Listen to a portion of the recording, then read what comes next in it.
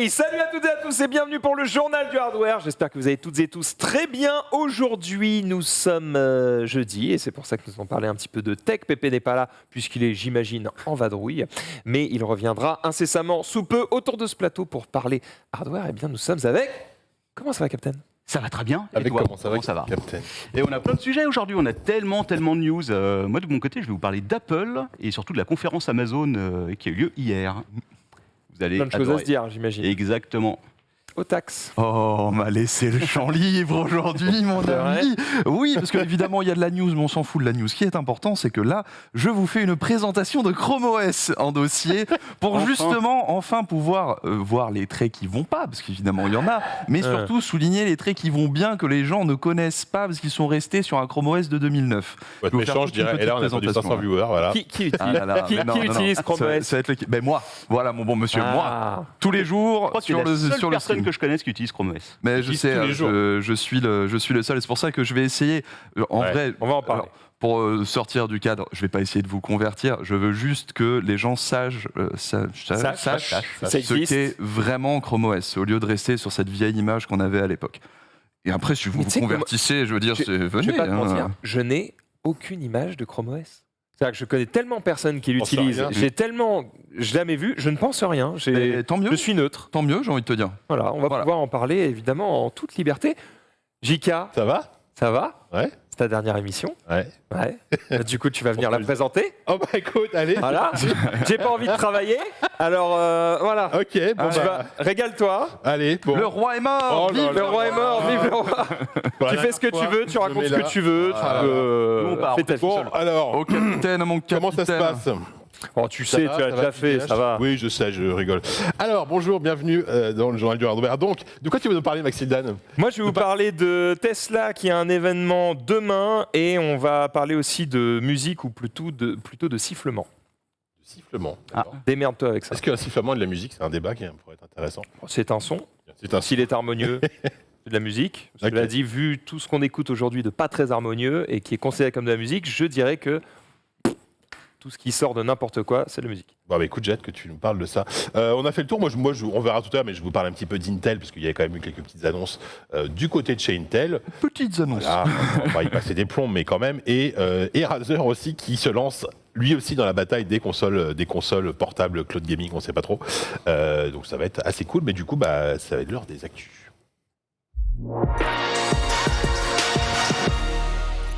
Et on commence tout de suite par Captain Web qui va nous faire un gros résumé d'Amazon, puisque Exactement. Amazon, ils ont lâché les vannes. Voilà, hier c'était, comment ils appellent ça, l'Event Hardware 2022. Donc, Les ventes.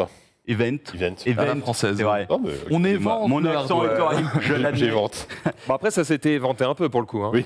Oui, voilà, on savait la plupart des trucs dont ils allaient parler. Je vais faire on va faire un petit quiz entre guillemets avec vous pour voir si vous connaissez bien les gammes Amazon. Donc Ring, on en a parlé la semaine dernière. Sonnerie. Voilà, produits de sécurité, en gros, caméra, sonnerie. Fire TV, Bah, c'est la télé. hein. la télé. Alexa, évidemment, l'assistant. C'est l'assistant vocal. Voilà. Echo, Et Les petites enceintes, les enceintes connectées. façon Google Mini. Une petite boule avec Alexa dedans. voilà, c'est Voilà. ça. La gamme d'enceintes connectées, le Kindle, évidemment. Et Bien. Qui existe toujours. quelque chose qui va être rajouté très bientôt, puisqu'ils ont racheté, ils ont annoncé qu'ils allaient racheter iRobot. Et donc, Ah, donc c'est la gamme d'aspirateurs. ouais, Oui, alors, c'est les aspires. hein. ils vont probablement le Parce mettre. que là, si tu me dis en arrête Ring. un film, bon. Non, 1,7 Des milliard de dollars quand même. C'est pas encore fait, mais a priori, début ouais, d'année ça prochaine. marche. Ah ouais, Ça vaut à ce point, bah, Aérobot il faut croire. Ou alors ils ont surpayé pour être sûr de l'avoir. Mais en tout cas, Voilà. parce que Après, je- ils sont leaders, je pense, sur ce marché, même si c'est pas un gros. Enfin, je me rends pas compte aujourd'hui. Xiaomi est pas loin derrière. non, aussi, ils J'ai ont- l'impression qu'ils sont bien placés, mais je les vois Oui. pas. Qui utilise Moumoute, quoi. un aspirateur robot autour de cette table? Moi, j'en ai utilisé un pendant un moment avant de me rendre compte que c'était quand même pas hyper efficace. Alors, c'était d'un vieux modèle que j'avais. Ouais. Et je suis passé à un Dyson, vous savez, les trucs sans fil. Oui, c'est sans bien. fil, c'est tellement Mm. bien. C'est tellement C'est la version chinoise à 20 € d'un Dyson. Ça fonctionne pas si bien. Je sais quoi Mais j'ai pas le budget d'un Dyson.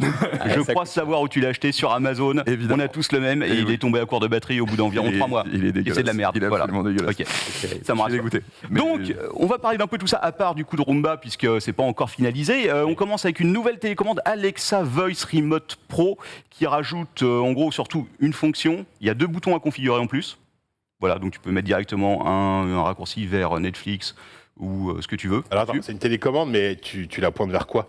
Alors, tu l'utilises sur quoi? C'est pour tout ce qui est le Fire TV, etc. Ah, voilà, Donc, voilà. ok. Et tu peux commander Alexa à la voix directement, donc un de tes trucs connectés sur lequel. Ok. Attends, sur une Fire TV de base, il y a une télécommande qui est fournie ou...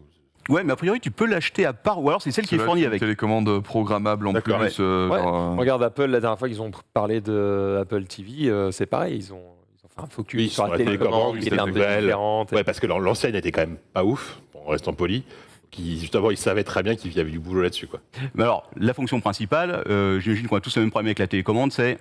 Où elle est? Voilà, exactement. Ah ouais. Donc ils ont rajouté Ah un là truc là. qui permet de demander à Les Alexa enfants, où est ma télécommande, et la télécommande va biper, ce qui vous permettra ça, d'aller fouiller au fond du canapé pour la c'est retrouver. une super idée, parce que moi, le Pas mal. nombre de fois où... Alors aujourd'hui, avec l'Apple TV, j'ai une Apple TV, tu peux la télécommander avec ton téléphone, mais c'est C'est moins pratique. Hein. méga relou. Et des fois, on est resté des semaines avec ma femme sans télécommande avant de la retrouver au fond du canapé, parce que t'as ton gamin qui l'avait là, on sait pas. Voilà. Là, exactement. Dans le même genre de fonction, il y a la box Nvidia Ah, mon Dieu. qui a une fonction qui est pas mal. Elle est un peu triangulaire, tu vois, la télécommande. Ouais. En fait, dès qu'elle bouge un tout petit peu, les boutons se rétroéclairent. Ouais. Du coup, si elle est perdue quelque part ou quoi, tu tapes Ah un peu ouais. le canapé, tu vois un truc qui brille, tu fais aller. Ah mais gars, si t'as un canapé en cuir bien sombre, autant te dire tu la verras pas, hein, je sais pas. N'achetez pas de canapé en cuir bien Eh ben, c'est sombre, mon sauf cas. pour le donjon rouge de JK, évidemment.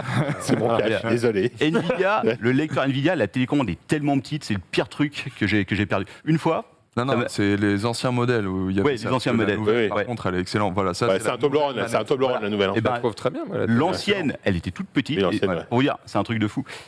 J'étais tellement énervé, parce que mes filles arrêtaient pas de la perdre. J'avais collé une haltère dessus avec des. avec Une des haltère ouais, tu sais, avec Comment les ça trucs, les lacets en plastique là, que tu mets au bricolage, quoi. Tellement ça m'énerve, une petite haltère, et je te jure, elles m'ont perdu, quoi. Et j'ai mis 3 mois à retrouver l'haltère qui était au fond du canapé. Une petite haltère rose qui.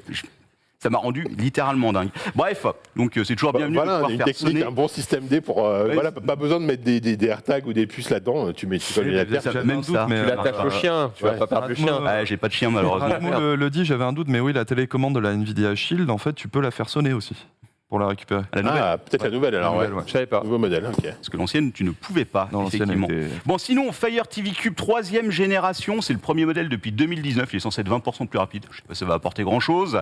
Tu peux le contrôler par Alexa, 4K Ultra HD. Et il y a surtout une fonction Super Resolution Upscaling.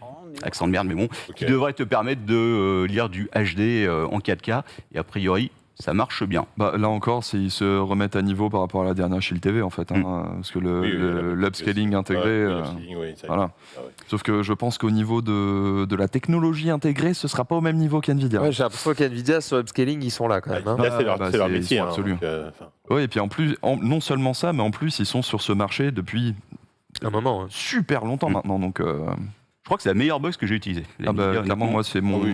Android, c'est la meilleure. Depuis que je l'ai, premier modèle, je ne l'ai plus jamais lâché de ma life. Ensuite, et ça c'est un produit que je ne connaissais même pas, il a été lancé au début de l'année, ça vous dit quelque chose? L'Echo Show 15.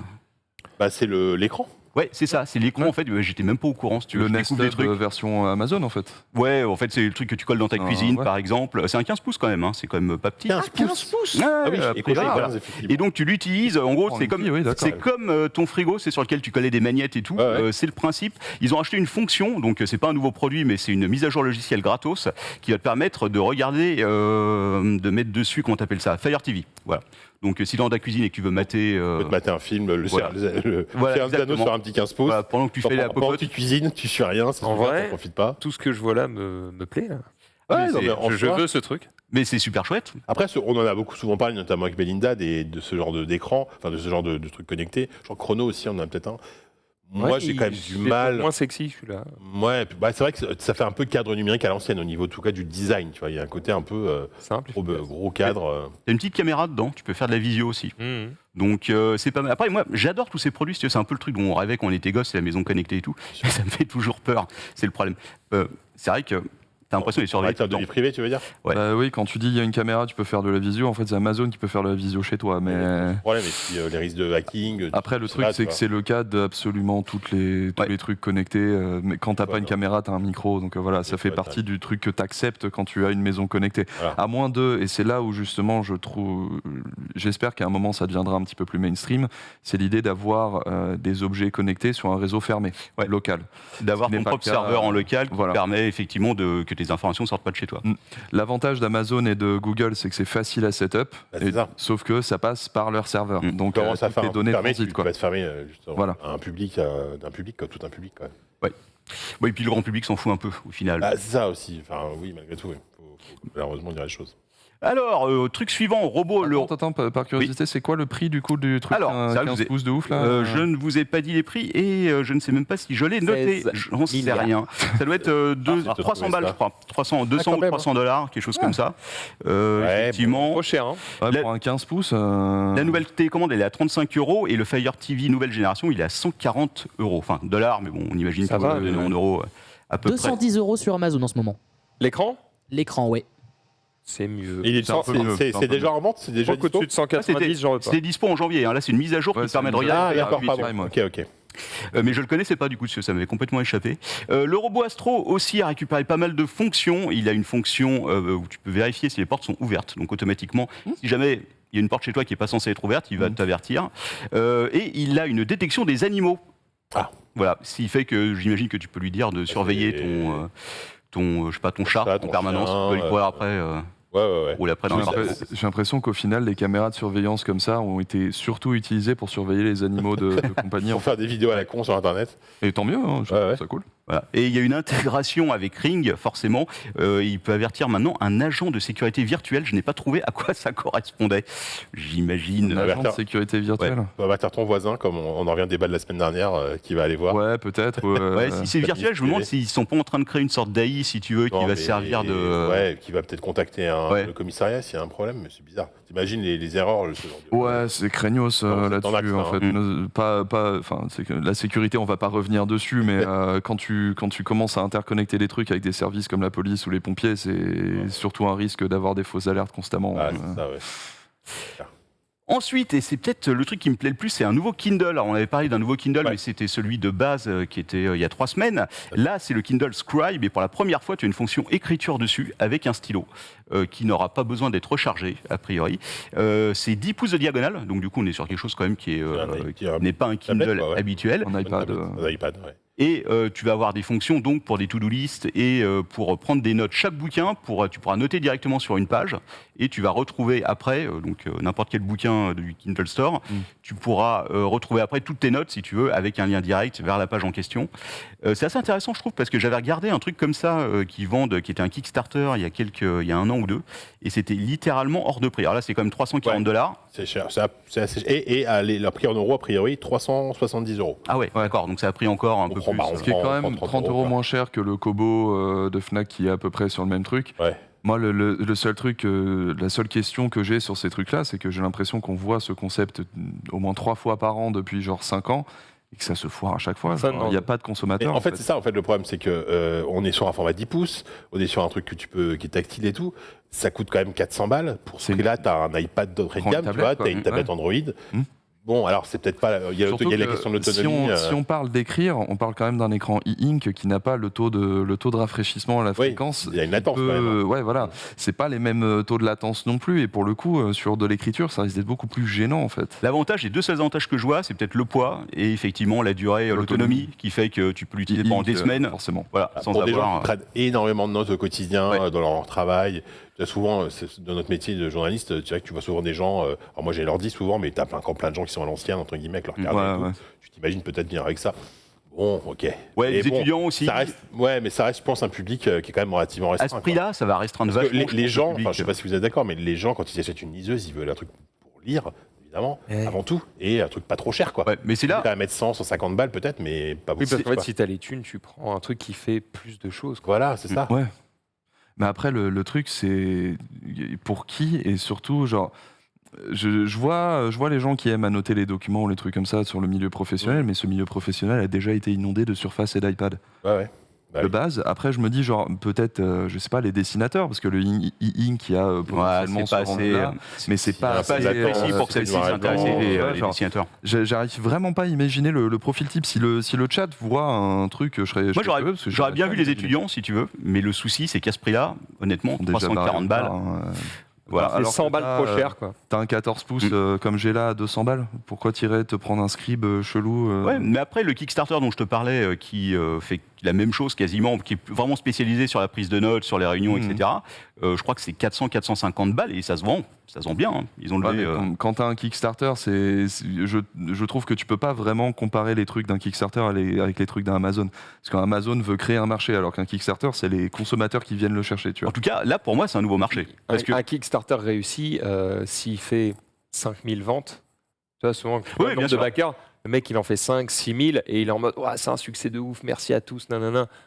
Amazon qui vend 6000 produits, Oui, pour lui, c'est un rien. échec Oui, suffisant. Hein, donc, c'est des échelles très différentes en termes de Mais il y a volume, peut-être- quoi. il y a peut-être un truc à faire, parce que pour moi, c'est un nouveau marché. Au final, c'est pas, je pense pas que les gens vont acheter un truc de 10 pouces pour lire. Toi, je te sens un peu chaud sur ce truc-là, non? T'as envie Moi, c'est un truc de... qui m'intéressait, mais 340 balles, non, ça va pas être possible.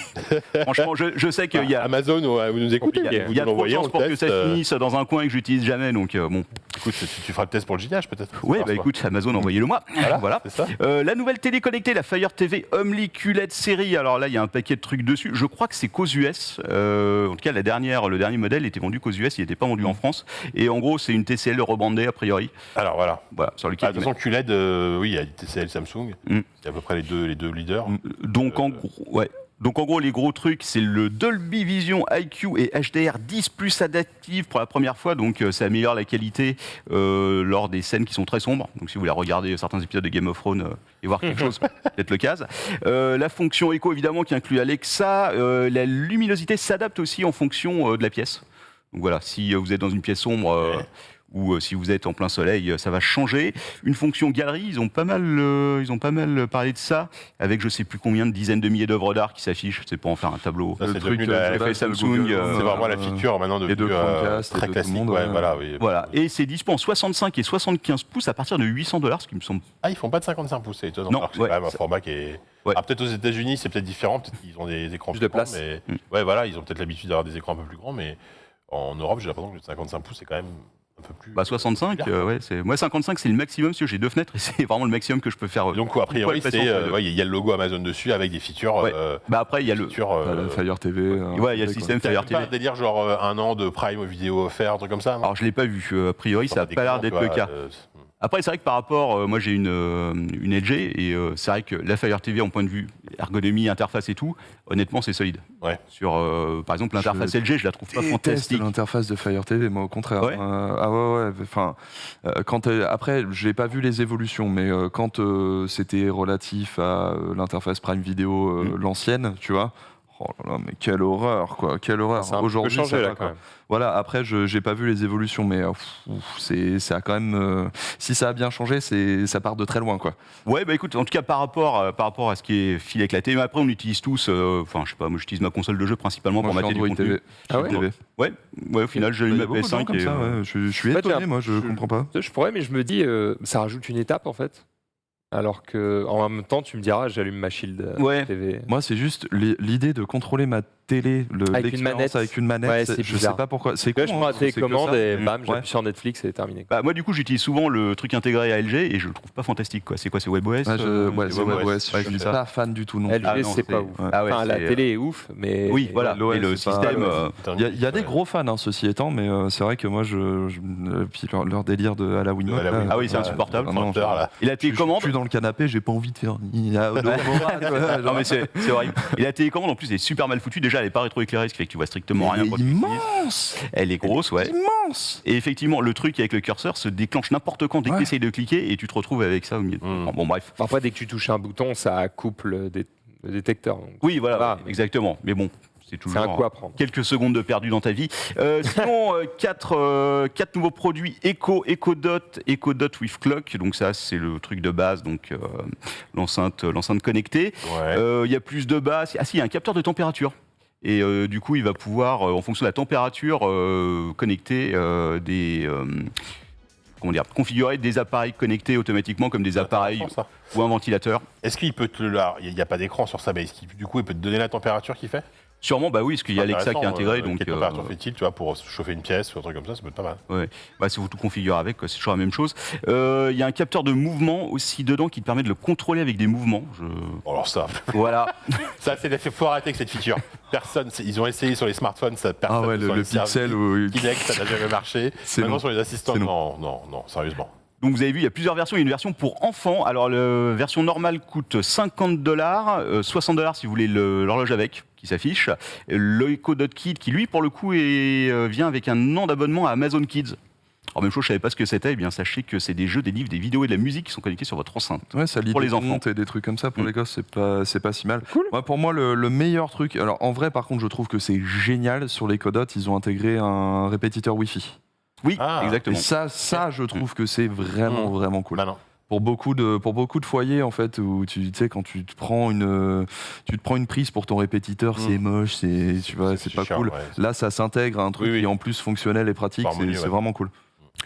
Et en plus, dernier truc, Echo Studio, c'est la même chose, mais avec une gamme de fréquences supérieure, une nouvelle technologie audio-spatiale, donc meilleure enceinte. Et Echo Auto, et ça, c'est la version bagnole, pour que tu mets dans ta voiture, et ça te permet des aides à la conduite vocale. Donc, Du coup, ça ressemble à quoi? C'est un truc que tu branches sur une cigare?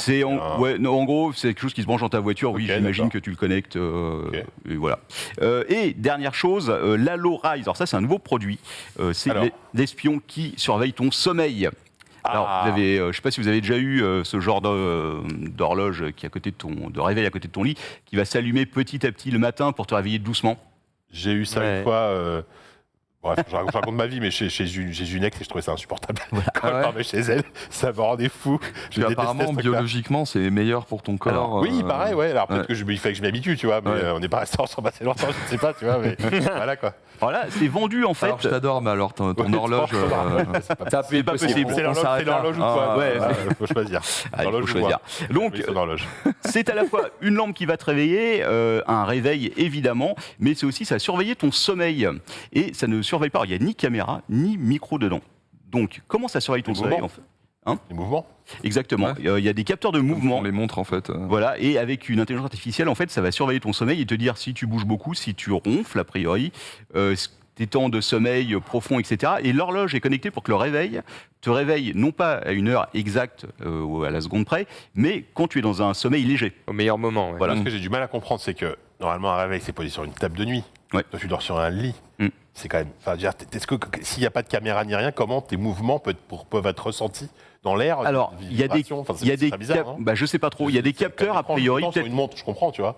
T'as le chat qui fait le con dans ta chambre. Ouais, toute ouais, la alors là, nuit, et c'est t'as- mort. tu sais, tu te réveilles genre, waouh, mais t'as pas dormi. Bah si. peut-être une sorte de lidar à l'intérieur qui doit. Ah, je sais pas, alors là, Comment il c'est fait la vrai que différence entre tes mouvements à toi et ceux de ta compagne, tu vois? Ah, si tu dors à deux sur un lit, c'est Mais- On serait peut-être- sincèrement qu'il le fait pas. Tout bêtement en fait. Ouais. Et si tu dors à 3? Ah ça va, c'est une très bonne question. Avez-vous une horloge pour tout? Le Halo Rise Trouble Edition quoi. Et donc là-dedans, tu as un capteur d'humidité aussi, de lumière et de température, ce qui fait que le matin, quand tu travailles, il t'envoie toutes les informations, combien de temps tu as dormi, etc. etc. Ok, ouais. Bon, moi, ça marchera jamais avec moi parce que je dors 2 heures par nuit, donc le truc, il va péter un plomb. Ils arrêtent tout de suite. Voilà. Continue. Mais dors, mais tu vas mourir, mais dors. Moi. Et évidemment, comme tous les trucs Amazon, tu as un abonnement et là, il y a 6 mois gratuits. Ah, parce que oui, il y a derrière. Et tu as un abonnement pour le truc de santé qui va te permettre de Ouais, voir. au final, tout ça, faut dire que le but, c'est quand même de te vendre un peu plus de prime. Exactement. Dire que bon, aujourd'hui, Comme toujours hein, Oui. désormais. Hein. bien sûr. Mais ils sont très forts Amazon là-dessus parce que, tu vois, il est quand même, entre guillemets, t'as l'impression qu'il y a quand même beaucoup d'avantages à t'abonner à Prime aujourd'hui, quoi, entre la livraison, Ah, la oui. vidéo, la musique. Alors, je t'ai mon truc, et c'est $140 pour ça. Et n'oubliez pas de rester étudiant toute votre vie. Parce que ça coûte Ouais, moins cher. les Ça vrais- coûte moins moins cher. Les vrais Prime connaissent. moins cher, ouais. Deux Non, fois non, moins, je- c'est 50%. Je ne parle pas Le de mec, Prime, il a je ça- parle philosophiquement, Le bien mec a sûr. 50 ans, il est Je ne veux étudiant, pas vous parler. utilise Amazon Prime, il comprend pas. Voilà, donc c'était à peu près tout pour la Ok. conférence. Juste un truc, mardi 11 et mercredi 12, il y a une deuxième édition des Prime Day. Pour la première fois, ils le font une deuxième fois dans l'année. Ouais, ouais, bah ça va Voilà. bien. Si vous lâchez de la merde en plastique. Je pense que c'est surtout ils veulent vider les stocks maintenant qu'ils ont reproduit un Possible peu le aussi, truc ah et ouais. les Prime Day ça va juste être tous les produits Amazon classiques. L'ancienne quoi. génération, ouais. Un Ouais, tour de voilà. table, est-ce qu'il y a un produit là-dedans qui vous fait envie, que vous auriez envie d'acheter, de tester Ouais, l'écran, mais trop cher. Ouais. Donc, en fait, non. Et le reste, soit j'ai déjà chez la concurrence, soit ça m'intéresse pas. Donc, Ouais. Oui, c'est ça en fait, c'est que maintenant il y a un concurrent. C'est bien pour les gens qui sont pas équipés. Ça leur donne un choix en plus, mais quand tu es déjà équipé ou que t'as pas les moyens. En fait, quand tu as déjà choisi ton écosystème, t'es dedans, quoi. Voilà. Ouais. Parce que moi, j'aime bien le concept du radio réveil pour le coup, le Halo Rise là, tu vois. Même si je suis pas sûr sur les capteurs, tu vois. Mais toute ma maison est faite en Google Assistant, donc je vais pas y aller pour ça, quoi, tu vois. Toi, le script plutôt, non? Ouais, j'aimerais bien le tester. Voilà. Après, je suis pas sûr que j'utiliserai au jour le jour, en fait. Ouais, mais c'est vrai que c'est une bonne réflexion parce que moi, je suis comme toi. J'avais à un moment donné une Amazon Echo dans ma cuisine. Et puis, en fait, je me rendais compte que l'essentiel que je fais, c'est mettre un minuteur pour cuisiner. Ouais, moi aussi, et écouter de la clairement. musique. Sauf que moi, je suis abonné à YouTube Music. Au bout d'un moment, j'en ai eu marre. Je suis passé à du Google Nest et au moins, j'ai mes playlists, je suis tranquille, tu vois. Et du coup, voilà, c'est vraiment l'écosystème qui dicte un peu ce que tu vas acheter. C'est le but, c'est de t'enfermer dans cet écosystème. Et après, une fois que tu es dedans, comme ce que fait Apple aussi, tu es bloqué. Là, pour le coup, la domotique grand public, c'est que ça, hein, c'est la notion d'écosystème. C'est pour ça que Ça tend à changer un peu avec qu'est-ce que j'allais dire, la norme Matter. Même tout est censé s'interconnecter un peu. Développement de normes. Mais bon, je suis pas sûr qu'il joue le jeu, ça va prendre un petit peu de temps. Même si la norme est cool, parce que c'est plus l'idée d'avoir les accessoires peu importe où tu vas, tu vois, enfin les accessoires, les périphériques plutôt. Mais il reste le côté, soit tu choisis Google Assistant, soit tu choisis Alexa, ou Cortana, machin. Moi je jongle entre les deux en fait, c'est-à-dire que régulièrement, en fait j'ai eu beaucoup de petites enceintes Nest gratos, bien sûr, parce que tu les avais, parce que tu étais abonné, je sais pas quoi. Et en fait, ceux qui n'en voulaient pas me les ont filés et tout. Du coup, j'en ai 2 ou 3 chez moi. Ouais. Et en même temps, moi, j'utilise beaucoup ma montre et mon téléphone. Donc, j'utilise à la fois Siri pour certains trucs et Google pour d'autres. Ouais. Donc, en fonction de ce que je veux trigger, il faut que je lance le bon assistant. Alors, moi, ça va, j'ai fait la gymnastique assez vite. J'aime autant vous dire que ma femme n'utilise aucun assistant. Et juste quand elle veut allumer la lumière de la terrasse, elle me fait tu peux m'allumer la lumière de la terrasse? Je me dis allume la terrasse, s'il te plaît. C'est moi l'assistant. C'est Max Tildal, l'assistant, c'est génial. Mais effectivement, on peut éventuellement, quand on a un tout petit peu geek, on peut avoir 2 assistants à la maison, mais il y a plus de 2, je pense. Plus de 2, c'est la mort. C'est pour ça que je suis pressé qu'on en arrive à un point où le grand public est assez, on va dire, formé à ce genre de truc pour que le côté libre et réseau privé se développe un petit peu plus. Parce qu'aujourd'hui, en fait, ce dont on n'est pas forcément conscient quand on est plus dans le grand public, c'est que les ampoules type Philips ou type Xiaomi, on peut les utiliser dans un réseau fermé, en fait. Elles ne sont pas fermées à Google Home ou à Alexa, en fait. Compatible, mais après, il faut... voilà. Mais tu te fais un petit Raspberry Pi, mais il faut connaître. C'est quand même une grosse tannée à configurer. C'est le moment où j'arrive, t'inquiète, je peux te régler. Après, ce qui est chiant sur les assistants, et ça, c'est vrai qu'il y a quand même beaucoup de travail à faire là-dessus pour que finalement les gens puissent vraiment choisir leur écosystème, comme on le dit depuis tout à l'heure, c'est que parfois, pour une demande A, l'assistant Alexa va être plus performant, et pour une demande B, il va être moins performant que Google, par exemple. Alors, moi, je sais qu'en fait, c'est aussi pour ça que j'utilise Google, c'est que notamment pour la musique, Google me comprend beaucoup mieux que Siri. Et à la fois pour la domotique, je suis beaucoup plus satisfait par Siri qui, je trouve, réagit plus vite que Google qui est là, alors attends, tu m'as demandé ça. C'est ça. Je suis là, frère, j'ai pas le temps. Allez, go. Sinon, j'utilise un bouton, quoi. C'est vrai. D'accord, ok. Bon, écoutez, on va en tout cas quand même pas mal de nouveautés chez Amazon, dont certaines qu'on va peut-être tester. Le Scribe, écoute, si vous nous regardez, on verra. On sera intéressé par le tester. On reste dans les GAFA, puisque au Otaxu, on passe de Amazon à Google, et cette fois-ci, alors pas de l'officiel, mais du gros leak. On est un tout petit peu habitué. Rester dans les GAFAM quand tu es dans le JDH, c'est un peu obligatoire. Il y a un moment. Mais oui, effectivement, parce que vous le savez, la Made by Google, ce sera le 6 octobre prochain. On en a déjà parlé au cours du JDH. Pour résumer un petit peu les choses, on attend surtout la Pixel Watch et les nouveaux Pixel 7. Or, cette semaine, on a eu un petit leaker du nom de Yogesh Brar, ou peut-être Yogesh Brar, désolé pour la prononciation, qui a dévoilé ensuite la fiche technique présumée du Pixel 7. Alors, ce qu'on peut voir, c'est un écran de 6,3 pouces contre 6,4 sur le Pixel 6 actuellement, soit une différence de que dalle. Le Google Tensor 2 qui serait intégré, ça évidemment on l'attendait. Les premières fuites, alors ça ne fait pas partie de celle-ci, mais les premières fuites sur le Tensor 2 tendent à dire que Niveau performance, on sera à peu près au même niveau aussi. Ce serait plus sur l'IA qu'il y aurait de l'amélioration, parce qu'après tout, c'est le gros focus de Google, donc ça n'est pas très choquant. À l'arrière, on aurait toujours un double capteur, 50 mégapixels pour le principal et l'ultra grand angle aussi, soit la même configuration que le 6, encore une fois. 11 mégapixels à l'avant, une batterie de 4700 mAh, ce qui est une évolution d'à peu près 86 mAh par rapport au Pixel 6. Ça fait combien de minutes de batterie en plus ça 30 secondes. Moins 0,0000001 minute de batterie, tu vois. Ça fait pas grand chose. Après, en vrai, n'oubliez pas que le lien MAH, autonomie, ça ne veut pas forcément dire grand chose. On en a parlé ici au JDR. C'est là que l'IA dans une puce, ça a peut-être son rôle. C'est là que justement l'IA peut être très très intéressante et c'est là que Google peut optimiser sur son Tensor 2. Charge 30 watts et sans fil également. Encore une fois, la même chose. Android 13, 8 Go de RAM, 128 ou 256 Go de stockage. Bref, ce serait plus ou moins le même appareil en vérité. Ce que j'allais dire, j'ai l'impression que là-dessus, ils copient un peu Apple cette année, parce que bon, les iPhone 14, on a... Voilà, les nouveautés sont maigres. Une année sur deux. Là, sur le Pixel 7, c'est... Surtout qu'on a vu en plus le Pixel 6, il a été en promo. Oui, on verra. Mais le Pixel 6, il a été en promo bien vénère récemment, donc je me dis, limite, ça passe le bon moment pour acheter un Pixel 6 pas cher. Tellement content d'avoir acheté le Pixel 6. Mais par contre, là où ils peuvent oser un coup à jouer, comme ils font souvent, je pense que tu vas te régaler là-dessus, c'est toutes les features auxquelles tu t'attends pas en termes d'IA. En fait, c'est ça. C'est que ce que je voulais rappeler par rapport à ça, parce qu'il y a potentiellement, généralement, les gens sont déçus quand tu leur dis que les capteurs photo n'ont pas évolué. Sauf que les capteurs photo physiques sur un pixel n'ont pas évolué depuis. Enfin, c'était à partir du Pixel 6 en fait qu'ils ont changé le capteur. Du Pixel au moins sûr du 1 au 3, c'était toujours le même capteur de 12 mégapixels chelou machin. Ce qui fait que Google a été au top du game de la photo absolue sur Android pendant longtemps. C'est leur optimisation logicielle. Ils ont un algo qui est incroyable. Donc je trouve pas ça choquant de voir les mêmes capteurs qu'auparavant, parce que en fait ce qu'on attend c'est clairement le logiciel. Et quand on a un Tensor 2 derrière qui est maîtrisé de bout en bout par Apple, mais par Apple, n'importe quoi, par Google. Mais les évolutions qu'ils peuvent mettre devraient être dingues en fait. C'est ça qu'on attend principalement quand on va chercher un pixel en vrai.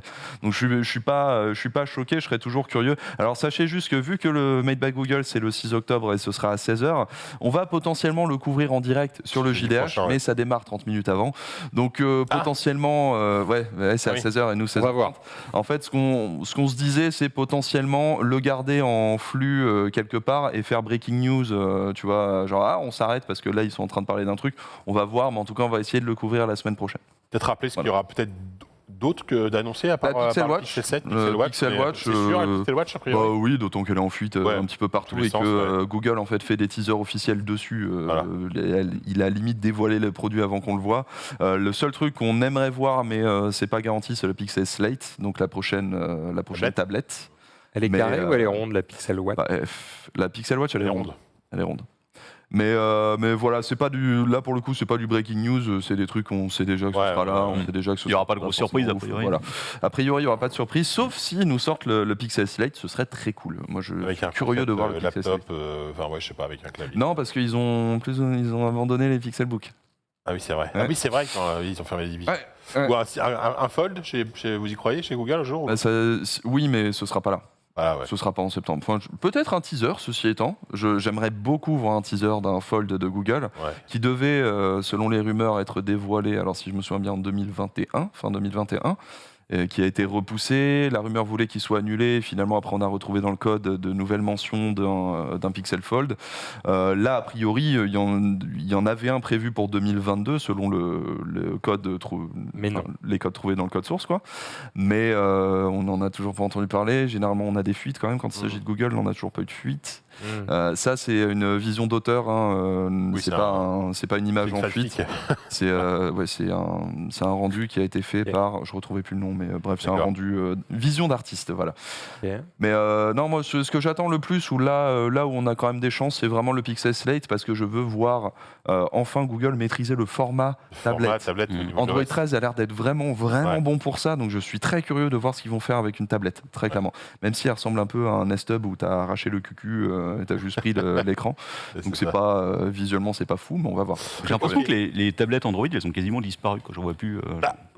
Oui et non. Samsung en fait encore.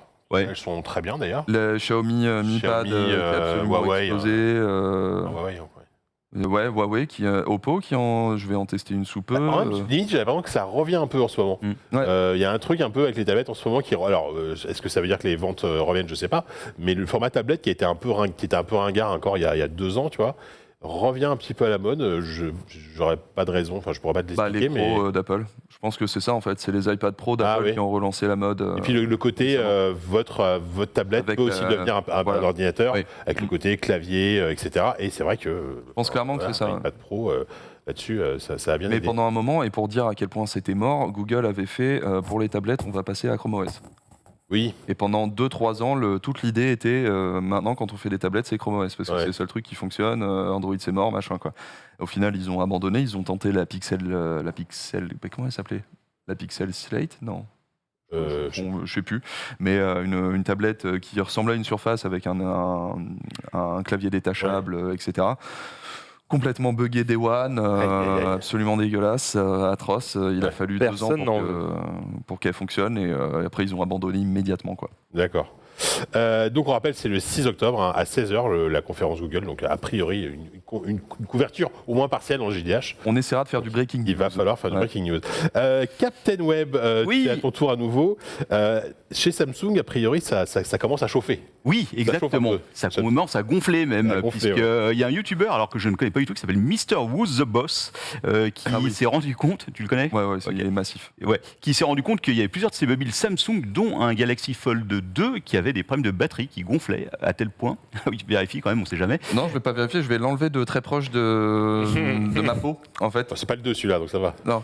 Qui s'est rendu compte donc que les batteries gonflaient au point de faire sauter la coque arrière. Et pour le coup, donc il y avait un Galaxy Z Fold 2 et un S10 5G. Et donc il a fait une petite enquête auprès de ses collègues. Et en fait, il y a pas mal d'entre eux qui avaient le même problème. Alors pas forcément sur le même matériel. Et c'est pas forcément représentatif non plus de ce que tu trouves dans le complet, puisqu'ils ont beaucoup forcément de téléphones. Mais en tout cas, c'est un problème qu'on avait eu en 2016, quand il y avait eu l'énorme bad buzz avec le fameux Galaxy Note 7. Pour moi, c'est quasiment le truc qui a tué la gamme Galaxy Note 1. Enfin, ils en ont refait un après, je crois, mais... pour le coup, il avait carrément arrêté, puisque quand il y a eu le problème, de la vente. Ils ont rappelé, je crois, 2 millions de devices. Ils ont donc renvoyé. Et c'est vraiment un truc dangereux, je crois que ça prenait feu. Oui, d'ailleurs, ça avait été... ça le délire. Rappelez-vous, dans l'avion, quand tu prenais l'avion, si tu avais la Galaxy Note, si tu veux, tu pouvais être... je sais plus ce qu'ils faisaient, ils te le confisquaient. Ils te le confisquaient, ou c'est ça, à la limite, si tu l'éteins complètement. Oui, force à l'éteindre, tu le mets dans une pochette plastique. Ah oui, c'était ça, exactement. Enfin, je suppose. En tout cas, ils avaient donc remplacé les modèles, et en fait, même les modèles qui avaient été remplacés avaient le même problème. Et du coup, ils avaient carrément arrêté la production en octobre en disant bon, on passe à la suivante. Et effectivement, ça avait été le sujet pendant quelques mois. C'est ce qui a amené à la création de Fan Edition, les FE. Ah oui. Quand ils avaient récupéré, après avoir eu tout le bad buzz, etc., pour remercier les fans qu'ils avaient gardés, ils avaient créé la Fan Edition. En fait. Le FE vient de là. Pas Fire Edition. Hein. pas la même chose. Hein. Oui, parce que là, ça gonflait, mais effectivement, il y en avait qui avaient explosé. Et, oui, c'est ça. C'était encore un autre problème. C'est pas méchant, enfin, c'est pas méchant. Et d'ailleurs, donc notre ami Pépé nous a confirmé que lui aussi avait eu ce problème-là sur un S6 et S7, donc c'est pas tout jeune, hein, ça date, ça remonte à quelques années. Je crois qu'il nous a même donné quelques photos qu'il nous a autorisé à diffuser. Si Pépé balance. Ouais, voilà. Exactement. Donc même problème, hein, la belle batterie gonfle, voilà, et qui fait sauter le capot arrière. Alors on n'a pas d'explication, probablement une mauvaise fabrication des batteries, parce que même à l'époque, il n'y avait pas eu de raison précise. Ils n'avaient pas dit bon ok, c'est à cause de ça. Voilà, c'est des batteries lithium-ion, donc des batteries qui sont... Parce que là, d'après ce que je comprends, notamment chez YouTubers, c'est des choses qui arrivent quand même au bout de plusieurs années. Là, il parle de son Fold 2, voilà, mais c'est tout récent qu'il a constaté ça. C'est 2 ans, mais après... Moi, le truc, où, si je me souviens bien, mais revérifier, c'est que les batteries lithium-ion se dégradent beaucoup plus facilement quand elles ne sont pas utilisées. Et se dégradent à vitesse grand V quand elles ont vraiment aucune charge et qu'elles ne sont pas utilisées du tout. Du coup, moi, je vois ça sur des S6, S7, on parle de téléphones d'il y a quelques années quand même maintenant. Honnêtement, je suis pas choqué, en fait. J'ai des masses produits comme ça que j'ai récupérés il y a peu. Par exemple, ma PSP récemment que j'ai sortie du tiroir, merde, la batterie a gonflé. Bah oui. C'est une lithium-ion en fait. Donc quand je vois ça, ouais, t'as peut-être pas tort. En final, c'est peut-être une Samsung ou des trucs comme ça. Même pas, oui, voilà. Bah après, le Fold 2, il n'est pas si vieux que ça, quoi. Il date d'il y a 2 ans. Alors le Fold 2, oui, il est normalement, le Fold 2, ouais, là c'est craignos. Les batteries sont certifiées pour durer 5 ans. Normalement, c'est censé durer 5 ans dans des bonnes conditions, bien sûr. Mais si ça arrive qu'il y a des youtubeurs qui changent de téléphone tous les 3 mois. Après, le Fold 2, c'est déjà une antiquité pour eux. Oui, bien sûr, parce que le truc est resté éteint au fond d'un tiroir, donc dans un environnement qui est peut-être pas adapté. Il est vraiment resté pas utilisé en fait du tout, quoi. Oui, voilà. Et donc en charge 0, ce qui est très très mauvais pour une batterie lithium-ion. Donc tu vois, c'est pour moi, je vois que des conditions extrêmes. Après, ça m'est arrivé aussi moi d'avoir ça avec le Nexus 6 alors que je l'utilisais au bout de 6 mois. Là, c'est un peu tu l'as eu toi avec ça, avec une tablette, du coup. Je l'ai eu sur le Nexus 6, je l'ai eu sur mon Razer Blade Stealth aussi à l'époque où du coup j'ai changé moi-même la batterie après un tu l'as eu sur un usage. PC portable aussi. Ah ouais. Ma sœur l'a eu sur un MacBook, tu vois, c'est pour ça que je suis pas choqué, c'est que pour moi c'est juste c'est les batteries lithium-ion quoi. Samsung est quand même le plus gros producteur au monde. Ils ont des centaines de millions de téléphones en circulation. Voilà, moi je sais que j'ai plein de téléphones dont des Samsung qui traînent dans les tiroirs parce que je les utilise plus. Donc finalement, c'est assez logique aussi, étant donné le volume de produits vendus, que ce soit eux, entre guillemets, dont les problèmes ressortent le plus. Il y a tellement de millions de téléphones en circulation, mathématiquement, à un moment donné. Ça arrivera peut-être moins avec des Wiko, tu vois. C'est clair. Non, puis on n'est pas dans le cas effectivement du gros bad buzz qu'il y avait eu, quoi. C'est pas comme si c'est ça. Il y avait 10% des téléphones qui. Il n'y avait pas de danger d'intégrité, ton intégrité corporelle n'était pas en danger, tu vois. Voilà. Tes parties génitales ne risquent pas d'exploser si tu veux. Par exemple, tu vois. Voilà. Tu risques pas de faire cracher un avion, tu vois. Bon, ça va. D'accord, ok. Bon bah écoutez, alors finalement c'est peut-être un non-problème. Après, il faut quand même souligner que ces youtubeurs-là ont aussi des tonnes et des tonnes de modèles qui sont vieillissants et apparemment ceux-là n'ont rien eu. Voilà. Donc bon, ça aussi. Il y a quand même ça à voir aussi. Ça a vraiment touché Samsung précisément. Ils ouvrent littéralement tous les téléphones qu'ils ont et qu'ils comparent toutes les batteries. Si j'étais Samsung, je demanderais à tous ces youtubeurs amenez-nous le truc pour qu'on puisse analyser ce qui s'est passé, quoi. Est-ce qu'ils vont le faire? Je sais pas. Après tout, ils l'ont fait par le passé, donc pourquoi pas là? Surtout s'il y a un gros bad buzz, ça les aiderait. Après, a priori, Mr. Who's the Boss avait appelé ses collègues parce qu'il avait renvoyé le téléphone à Samsung et qu'au bout de 2 mois, il n'avait toujours pas eu de réponse. Donc ça l'avait énervé et a priori, il allait se renseigner ailleurs. Après, de toute façon, c'est un conseil qu'on peut donner à tout le monde, c'est que quand vous avez des vieux téléphones, sachez que c'est toujours un danger d'avoir des batteries comme ça qui... Oui. N'oubliez pas que c'est potentiellement des mini-bombes que vous avez. Si vous voulez stash un produit high-tech comme ça pendant longtemps et que vous voulez le garder, mettez-le au congélateur. Chargez-le à 100% avant de le mettre loin. C'est le meilleur moyen pour que la batterie lithium-ion se dégrade le plus naturellement possible. De ce dont je me souviens, les batteries, c'est pas forcément ma spécialité, donc revérifiez tout ce que j'ai dit, mais il me semble bien que c'est le cas parce que ça leur permet de garder quand même les trucs... les éléments chimiques un petit peu actifs et de se dégrader beaucoup plus lentement et naturellement que s'ils doivent être dans le zéro, quoi. Ok, donc un conseil à suivre. On va passer à la news suivante. C'est moi qui vais vous en parler, puisque encore un acteur qui se lance dans le console portable PC, cloud gaming, on n'a pas encore d'appellation exacte pour ces trucs-là, le Steam Deck Lite, on peut l'appeler comme ça, puisque la semaine dernière, ou il y a 2 semaines, je sais plus, on a parlé de Logitech. Les consoles Android. Oui, consoles Android. Alors oui, moi, clairement, on est plus proche de ça. On est plutôt, je sais pas si cette console fera une console libre, puisque, et je trouve qu'il y a un acteur qui est finalement assez logique et qui semble déjà légitime, c'est Razer, qui se lance, qui relance là-dedans, puisque ils ont annoncé en fait une console qui s'appelle la Razer Edge 5G. Le terme 5G est quand même assez important, puisqu'en fait, ils se sont associés avec Qualcomm et Verizon. Donc, Verizon, c'est un fournisseur d'accès américain uniquement. Donc, évidemment que ça sortira peut-être d'abord aux États-Unis, on verra. Pour proposer une console portable sous Android, effectivement, donc avec une puce ARM à l'intérieur. Donc, la puce, c'est la Snapdragon G3X Gen 1 Gaming, la gaming plateforme. Donc, une puce. Qui a littéralement été créé pour ces produits-là. Voilà, qui avait été montré en décembre dernier, en fait, déjà. On l'avait présenté au JDH. Je m'en souvenais plus, tu vois. Et effectivement, on avait même vu un proto, en fait. Alors, on ne sait pas si la console ressemblera à ça, mais je ne sais même pas si on l'a le proto, mais on voyait une console, un prototype fait par Razer et Qualcomm, un truc pas très très beau, enfin assez avec un petit écran, mais assez massif. On verra ce que ça donnera. Parce que là, en gros, ils ont teasé un truc. On n'a pas le modèle, le produit final. On ne sait pas à quoi ça va ressembler. Après, ce qui est intéressant, c'est effectivement ce côté 5G. Puisque,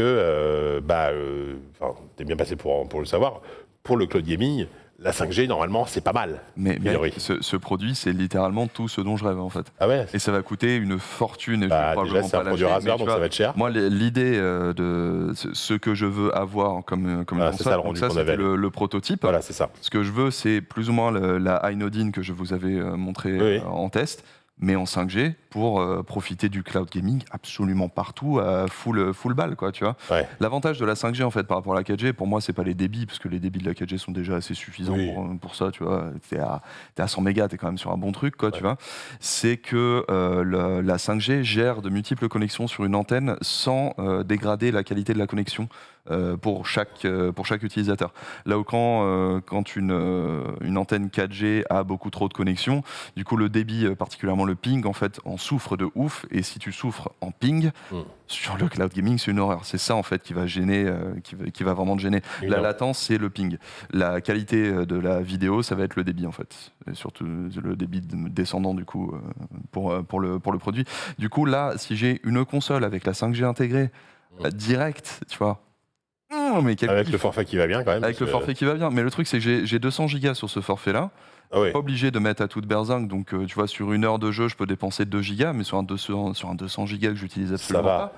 Sachant que je vais pas jouer en 5G tous les matins. Chez toi, tu restes en Wi-Fi. Je me prends, tu sais, l'offre multisim, là, 5 balles par mois de plus sur ce truc-là. J'attends que ça. En fait, tu vois, j'ai déjà le plan. Ça fait des plombs que j'attends ça, tu vois. Donc, Razer, appelez-moi, bordel de merde. Surtout que ce sera sur Android, donc on pourra installer le Xbox Game Pass, Shadow, GeForce Now.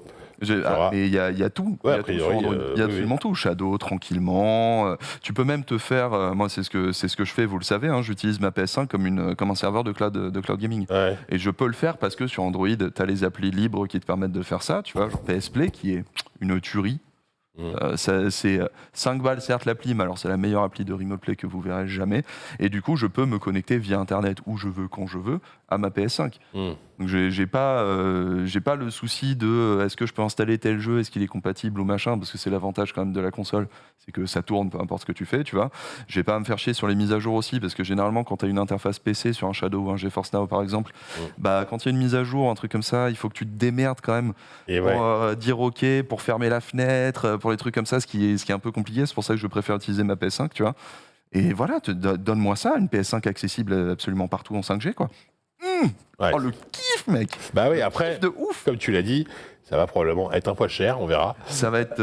C'est Razer, donc déjà, Razer ne fait jamais dans le. Est-ce que tu auras des magnifiques LED qui te permettent de. Ça sera au moins RGB, quoi. Il y a intérêt, oui. Il y aura une petite bande ou une petite gâchette RGB. En chroma, laisse tomber. C'est pas Razer. Après, le truc, c'est que je sais déjà pourquoi ça va être cher, entre guillemets, parce que du coup, ils vont mettre la puce full patate qui te permettra de jouer à des jeux mobiles à toute berzingue, tu vois. C'est aussi l'avantage, normalement, du cloud gaming, c'est que tu n'as pas besoin d'avoir de la puissance localement. Mais si tu veux une puce 5G, c'est forcément aussi un peu dans. Parce qu'il pourrait faire plusieurs versions. C'est une version qui soit un peu moins chère. En vrai, j'adorerais que Razer. Et je pense que le Steam Deck va les pousser à baisser un petit peu les prix ou faire une version un petit peu moins chère. Mais j'adorerais que ce soit. Qui a un prix d'entrée à 300 en étant logique par rapport à Razer, parce que dans les faits j'adorerais que le prix soit plutôt à 150-200, mais c'est Razer, j'adorerais qu'il y ait un prix d'entrée à 300 et qu'éventuellement tu puisses passer à 600-700. Ouais, voilà, si tu veux l'écran OLED, c'est genre un téra de stockage, du RGB en plus, un téra de stockage, effectivement. Mais bon, après un téra de stockage pour jouer à des jeux Android, bon. Le truc, c'est légal en copie privée, ok. L'émulation, mais l'émulation. Théoriquement, Skyline, qui est un émulateur Switch, évolue à vitesse grand V sur Android. Sur Android. Un processeur aussi puissant pourrait potentiellement te permettre d'émuler la Switch. Nintendo va mourir. Tu vois, sans aller jusque-là, tu vois, mais en copie privée, bien sûr. Et moi, on le rappelle. Qui déteste l'ergonomie de la Switch, tu me donnes un produit comme ça qui est capable d'émuler proprement les jeux que j'ai achetés. Je joue sur ce produit-là, je joue pas sur la Switch. Ok. Vraiment, la Switch, elle me fait mal aux doigts, en fait. Max, t'as l'air de moins convaincu par toi. Pourtant, le cloud gaming, c'est plutôt autre truc. Ça me chauffe, mais en fait, ce que j'étais en train de regarder pendant que tu étais en train de causer, j'étais sur le site de l'ARCEP et je regarde les couvertures 5G. Il y a ça aussi. Ah oui, bah ça. Et c'est de la merde. Voilà. Ok. Voilà la carte. Tu viens de détruire un argumentaire. Je suis d'accord avec lui, mais dans 5 ans en fait. Parce que là, en fait, c'est trop tôt. Voilà la couverture. Alors, attendez, bouge pas. Voilà. Tu vois, donc ça, c'est SFR. Bon, SFR, c'est de la merde, mais ça, on le sait. Bouygues, ils s'en sortent un peu mieux parce qu'ils ont mis beaucoup d'antennes. En vert, c'est qui les verts? En vert, c'est Free, mais c'est parce qu'ils n'ont pas les mêmes bandes de fréquence. Ouais, voilà. D'accord, donc attention. Et là, c'est Orange. Mais donc, voilà, en fait, soit tu as les bandes de fréquence de Free, soit tu as une installation qui est encore pas folle. Donc ça, c'est le nombre de sites installés. Et ça, c'est le nombre de sites sur lesquels on peut avoir débit théorique maximum 240 mégabits par seconde en fonction des opérateurs. Et là, tu vois que c'est déjà un peu mieux, mais ce qui veut dire que, comme tu le disais tout à l'heure, même sans 5G, on a quand même des débits qui sont plutôt corrects, si tant est qu'on n'ait pas trop de monde sur une antenne X ou Y. Voilà, si tu vis dans une grande ville, évidemment, tu as trop de monde sur ton antenne, évidemment, tu es content d'avoir la 5G, mais normalement, si tu es dans une grande ville, tu as la 5G, sauf si tu es chez SFR. Voilà. C'est un peu con en mobilité, quoi. Si tu prends le train, c'est mort. Ouais, voilà. N'oubliez pas que je suis early adopter, que j'aime aller. Bien sûr. Je réfléchis à 5 ans. Oui, bien sûr. Ça va être chelou. Mais après, le truc, c'est que je me disais que le cloud gaming, ce serait pas possible dans ce contexte-là. En utilisant la 4G, etc. Et au final, j'ai fait Devs Door sur mon Fold chez mon père qui est au fin fond de la Cambrousse dans l'Indre-et-Loire, tu vois. Donc si la 4G le tient, parce que en fait l'antenne n'était pas engorgée, tout en fait c'est ça, c'est que si tu as 3 pélos sur l'antenne, ça marche. Mais par contre, effectivement, tu parlais des transports en commun. N'imaginez pas une seule seconde, et ça n'arrivera jamais, même dans le métro 5G, que vous jouerez dans le métro ou dans le train à des trucs comme ça, parce que le problème de ça, c'est que tu passes constamment. Tu passes d'antenne en antenne, donc c'est impossible. Déjà, essaye Corée, d'avoir du Wi-Fi dans l'Eurostar ou dans le train. J'allais dire en Corée, au Japon, où ils ont carrément, j'imagine, des antennes sous terre, parce que pour avoir une telle connexion chez eux, c'est que ça doit envoyer. J'aimerais bien tester chez eux, voir si ça marche. Quand tu fais des lives IRL en Corée ou au Japon, a priori, enfin quand je dis en Corée, à Séoul, quoi, a priori, ça coupe pas. C'est. Donc, alors que chez nous, et pour le coup, c'est pas un problème franco-français. J'étais à New York il y a pas longtemps. Le métro, c'est pareil, la connexion est pu ses grands morts. C'est même pire que chez nous. C'est les limites de la physique. Après, t'es sous terre, donc. Eh foutez-moi des antennes sous terre. Mettez-moi une antenne dans le cul directement sur mon siège de métro. Direct sur moi. Personne qui voulait vraiment la 5G dans le vaccin. Tu vois, mais moi, je le veux. Mets-le-moi. C'est clair que c'est possible parce qu'à Hong Kong, où moi j'ai l'habitude de. Ça fait un bouton. Mais dans le métro, tu as des métros blindés avec 300 personnes par wagon, tout le monde est sur YouTube et ça marche mais à fond. Et la dernière fois que j'y suis allé, c'était de la 4G, c'était pas encore la 5G. Oui, alors là, aujourd'hui, eux, ils l'ont vraiment le vaccin avec le. C'est incroyable. C'est surtout que de ce que j'ai compris, chez nous, c'est compliqué, notamment à cause des opérateurs, à la fois des opérateurs télécoms, mais en plus les accords à faire avec la RATP. Et apparemment, c'est très compliqué, plus les autorisations de construction, les associations qui vont te dire que ça donne le cancer, machin, tu t'en sors pas. Déjà, on a récupéré Internet dans le métro, parce qu'il y a encore 3 ans, si tu veux, c'était l'enfer. Oui, maintenant, la 4G marche dans le métro. Globalement, ça va. C'est vrai que dans les stations, quoi. Dans les stations. Non, mais même dans le métro, dans les wagons, les lignes aussi. Globalement, ça va. À peu près, ça dépend des opérateurs beaucoup. Parce que on a de l'avance aux États-Unis, c'est bien. Orange fonctionne très bien. Par contre, Bouygues. Moi, je suis chez Bouygues, j'ai pas trop de soucis. Ça dépend. Ça dépend aussi des zones. Soch à Bouygues, moi.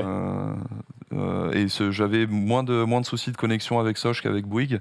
Mais après, effectivement, ça dépend aussi. Ça dépend des zones. Je sais que par exemple, la Défense est très bien desservie par SFR, que nous, on n'aime pas trop partout ailleurs. Donc, Free, ça marche bien aussi. Free, j'ai rarement des problèmes dans le métro. Forcément, c'est Orange. Oui, c'est peut-être plus le cas. Dans le métro. C'était il y a longtemps. Sur Paris, dans le métro, ça m'étonnerait pas, parce qu'il me semble qu'il y a eu justement alors là encore vérifié, mais il me semble que le développement du réseau dans le métro a été poussé par Orange. Donc c'est toujours de l'itinérance. Donc ça m'étonnerait pas. Après, ça c'est des deals pour avoir une vision très précise. C'est compliqué. Il faudrait travailler chez Free Orange. En fait, on les a pas. On rappelle aussi pour finir que le 15 octobre, il y a la RazorCon, donc a priori priori, on aura plus d'infos sur cette fameuse Razer Edge avec une présentation, j'imagine, complète. Donc, genre, le 15, c'est quoi? C'est un samedi. Donc, dans le JDH suivant, j'imagine que vous allez en parler. Tout exclu, ça fera évidemment. plaisir. Excuse-moi, c'est Razer, c'est une console libre. Bah, évidemment. C'est cloud. Exactement. Bingo. Évidemment qu'on y va. Pour nous. Oui, aussi, ouais. Captain, Oui. c'est l'heure de parler après Amazon, après Google. On passe à Apple, évidemment. Exactement. Et, On les a tous fait. alors, On a tous fait. À quand Facebook? Il manque Facebook, ouais. Meta. Ah oui. Non, oui, effectivement, on va en parler. Pourquoi? Parce qu'on va parler un peu de l'avenir, entre guillemets. Il y a une newsletter de Mark Gurman, qui est un analyste pour Bloomberg, qui est très connu parce qu'il a... Ouais. Il sort pas mal de En scoops, général, et généralement, il a les bonnes infos. voilà, qui s'avèrent exactes. Et donc, il a fait une longue newsletter où il parle du futur d'Apple, en tout cas de 2023, de ce qu'ils ont prévu. A priori, jusqu'à la fin de l'année, on n'aura pas grand-chose parce qu'ils ont un peu sorti avec la conférence de septembre tout ce qu'ils avaient en stock. Mais début 2023, on devrait avoir des trucs intéressants. Alors, il parle déjà de l'iPhone et pour lui, ça vaut pas le coup d'acheter un iPhone maintenant si vous avez encore les générations 13 ou 12. Il faut mieux attendre d'avoir La plupart des tests qui sont sortis en revue de presse disent tous ça. C'est rester sur le 13, c'est ok, sauf si vous voulez le 14 Pro Max plus Manu Best of plus, tu vois. Mais d'autant plus qu'on est sur le même form factor, parce qu'a priori ils sont sur un cycle de 3 ans chez Apple et tous les 3 ans ça change. Donc l'année prochaine, c'est très possible qu'on ait quelque chose qui va vraiment évoluer. Là, ce design-là, on l'a depuis l'iPhone 12. Ouais, 3 ans. Donc c'est ça. Ouais, exactement. Depuis, je crois que c'est depuis l'iPhone 6 où avant ils étaient sur un cycle de 2 ans et depuis l'iPhone 6 ils sont là-dessus. Donc d'ailleurs, tiens, j'ai trouvé un truc. Parce qu'on en parlait et justement, j'ai trouvé dans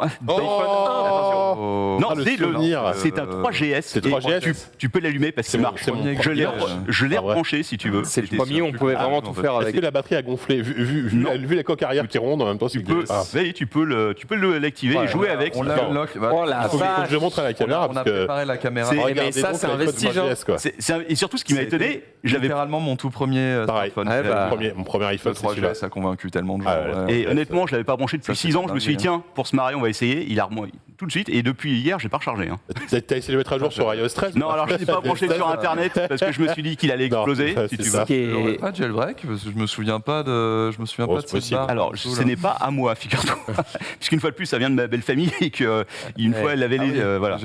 Il est en beau détail, il est clean et tout. Bah écoute, le bouton en haut est défoncé. Mais bref. Donc du coup, je me suis dit, tiens, ça valait le coup de le ramener, ça serait le un petit truc connecteur. amusant. Je sais plus comment il s'appelait leur connecteur. Le plat là, celui qui est utilisé pour les iPods aussi. Dans ma tête, c'était fluide, mais en fait, pas du tout. Ça accroche. Mais quand je l'utilisais à l'époque. On était dans un autre. C'était fluide. On était dans un autre monde parce qu'il a quoi? Il a 10 ans là, celui-là quand même. Et surtout. Je trouve que ça n'a pas de temps. Alors là, les menus un petit peu, mais tu vois, quand tu es sur la home. Ah, t'es pas perdu. Bon, c'est le premier iPhone, c'est 2007. Donc celui-là, c'est 2009, un truc comme ça. En fait, tu vois les 2010 graphiques. C'est 3GS, je pense. Donc c'est 2010. L'usage. Enfin bref. En tout cas, pour le prochain iPhone, il faut s'attendre à avoir évidemment de l'USB-C. Ce sera la plus grosse nouveauté. Et sûrement de nouvelles choses. Il n'a fallu que 15 ans. Voilà. Mais sinon, évidemment, l'année prochaine, on devra avoir un MacBook Air 15 pouces. Et ce coup-ci, ça devrait être du M2 ou du M3, probablement. Alors, MacBook Air 15 pouces, c'est intéressant parce que c'est un format qu'ils n'ont jamais fait, en tout cas sur les MacBook Air, parce qu'il y a des MacBook Pro 16. Mais alors, en 15 pouces, je serais curieux de voir ça. Parce que, d'après Mark Gurman, ce serait pour peut-être un peu taper plus dans le côté familial, donc pas quelque chose entre le MacBook Pro. Famille qui a de l'argent quand même. Ouais, famille avec un M2 quoi. Et donc peut-être un M3 qui serait déjà en développement depuis un petit moment et qui devrait arriver l'année prochaine. D'accord. On n'en sait rien. Et puis c'est le nouveau Mac Pro qui devrait lui annoncer la fin de Intel, puisque c'est le dernier. Mac Pro ou MacBook Pro MacBook Pro. Non, Mac Pro. Le truc avec les roulettes à 3000 balles. Là. Donc, pour les pros. Pour les pros. Pour une fois, le Pro n'est pas utilisé à la avec un prix d'entrée de gamme à quoi, 7000 balles, un truc comme ça je sais plus, le Mac Pro. Donc ce sera en tout cas la fin d'Intel pour Apple. Oui, parce que c'est les derniers ordinateurs chez Apple qui sont encore sur Intel. Ils sont encore sur Intel, d'accord. Ils n'ont pas été renouvelés depuis un petit moment. Adieu le x86-64, bonjour le ARM absolu partout quoi. Mais oui, c'est effectivement le dernier Mac Pro, j'avais oublié, mais c'est la râpe à fromage. Oui, c'est vrai. Ah oui, la fameuse. Donc ça date d'il y a bien 3 ans, je pense. Et au niveau des prix, on est sur à partir de 6 499 €. C'est sympa. Voilà. Écoute, Pas mal. sans C'est du option. Hein. pro, hein, Parce que même, Si, bon. même les pieds, je crois qu'ils doivent avoir une petite fortune. Alors, sans pied, Ah peut-être. oui, non, ouais. non, oui. Parce que t'as les pieds comme ça et t'avais les pieds à roulettes qui étaient Oui. vendus. Je crois que je me lasserai 300, jamais d'aller sur le site 400 d'Apple pour regarder les c'est prix n'importe des Les roulettes, options. c'était Les prix des options, c'est $800 vraiment le incroyable. pack de 4. Et tu sais, Oh ce qui est la drôle, c'est que vache. donc nous, on rappelle, hein, c'est pour les pros, et nous, ça nous semble malade. Mais ce qui est pas les prix. oui. Et en fait, quand tu parles à des gens qui ont vraiment besoin de ce genre de machine, Oui, c'est un truc qui est pas en déconnant. l'occurrence, hein. c'est un mec qui fait de la bioinformatique, tu vois. Donc, il doit décoder des génomes humains. Enfin, c'est des trucs de ouf, tu vois. Et il est en mode, c'est pas si cher. Ouais, non, mais c'est. Alors, en vrai, quand tu veux commencer à avoir des batteries de trucs comme ça qui sont interconnectés, qui calculent les trucs ensemble, par rapport à ce qu'on paye habituellement de rangées de serveurs pour faire ce truc-là. Après, c'est pas si cher, mais c'est tu vois, ok. le modèle de base, tu vois, je vois, il est à. C'est 512 Go de SSD. Quand t'es un pro, qu'est-ce que tu fais avec ça? Ça déconne. Il te faut au moins du 2 Tera, donc tu rajoutes 700 balles. Ah bon, bref. Non, mais Bon, bref, à mon on avis, était quand pas- tu commences à investir là-dedans, c'est minimum 8-9 000. Oui, voilà, il faut plutôt dire, voilà. bon, j'ai un budget de 10K. En fait, pourquoi ils j'y mettent vais pas tant de mémoire que ça, c'est que je pense que surtout quand tu as ce genre d'usage pro, tu as des racks de disques durs que tu mets, Ouais. que tu enlèves, que tu mets, que tu enlèves. Donc en fait, tu n'as pas Peut-être, forcément ouais. besoin de beaucoup de Ou t'as mémoire ton- dans la machine même. T'as ton serveur local sur lequel tu, Ouais, oui, lequel oui, tu bosses c'est en fait, hein, sur ce genre de truc. La Aussi, plupart des effectivement, productions possible. vidéo, c'est ça en fait, c'est des serveurs locaux sur lesquels Ouais. les ordi se travaillent directement Ouais. en fait. Avec la nouvelle puce, ça risque d'être une tuerie parce que Bah, on alors, voit oui. déjà les résultats sur toutes les Ah, produits qui sont sortis Pixel avec. 3 ou Ouais, je sais quoi, c'est clair. ouais, effectivement. Mais bon, bref, parlons vraiment de nouveaux produits. Et donc pour lui, ce qui pourrait éventuellement être un des deux gros produits qui pourrait sortir l'année prochaine, ce serait un produit hybride qui serait à la fois une Apple TV, un HomePod, donc une enceinte connectée, et une caméra FaceTime. En fait, tout ça rassemblé en un seul produit que tu mettrais donc à côté de ta télé et qui ferait l'intégralité. Donc, Il y aura un écran du coup. alors, T'as parlé d'HomePod. je pense pas. On ne sait pas, en fait. Hmm. C'est ça la question. On ne sait pas. En tout Bah, cas, c'est s'il quelque y a chose une qui. caméra, j'imagine qu'il y aura du coup un écran parce que sinon ce serait bête Bah, de en même faire temps, du FaceTime en fait. Si c'est une Apple TV qui est connectée sur une Oui, télé, remarque, oui. tu utilises Oui, l'écran comme. Ok. tu vois, à mon avis, ce serait plutôt ça. Oui. Mais ça pourrait être un truc qui pourrait arriver l'année prochaine et qui représenterait. Puisque c'est depuis combien de temps qu'on n'a pas eu vraiment un vrai nouveau produit qui soit innovant. Ça fait un sacré bout de temps chez Apple. C'était quoi la dernière fois? Les AirPods. Ouais, Ouais. je pense que c'est Innovant, ça. Hein, c'est- L'AirTag. Ah oui, les Non, mais dans le AirTags, sens, ouais. c'est un nouveau truc. Ah ouais, c'est c'est un une nouveau nouveauté. Oui, c'est vrai. ouais. On pense Ça qu'on marche. veut, mais Même bon. si c'était Et le prix d'un truc déjà fait depuis 3 ans. oui, mais bon. Enfin, Et qui marchent moins. L'intégration, en fait, l'innovation d'Apple est toujours l'intégration dans son écosystème. Donc c'est compliqué du coup de pointer du doigt, je trouve, un truc qui te marque parce que ce qui te marque, c'est les usages qu'ils débloquent dans leur écosystème. C'est pas un produit quoi. Tu vois. Évidemment, le gros truc, mais ça on a tous entendu parler, c'est les lunettes. Donc, enfin, Et- le Alors, casque celle-là, de réalité Est-ce virtuelle qu'enfin, on ou va les augmentée. avoir A priori, ça devrait arriver. On parle même de début 2023, donc janvier, février, mars, premier trimestre. Hmm.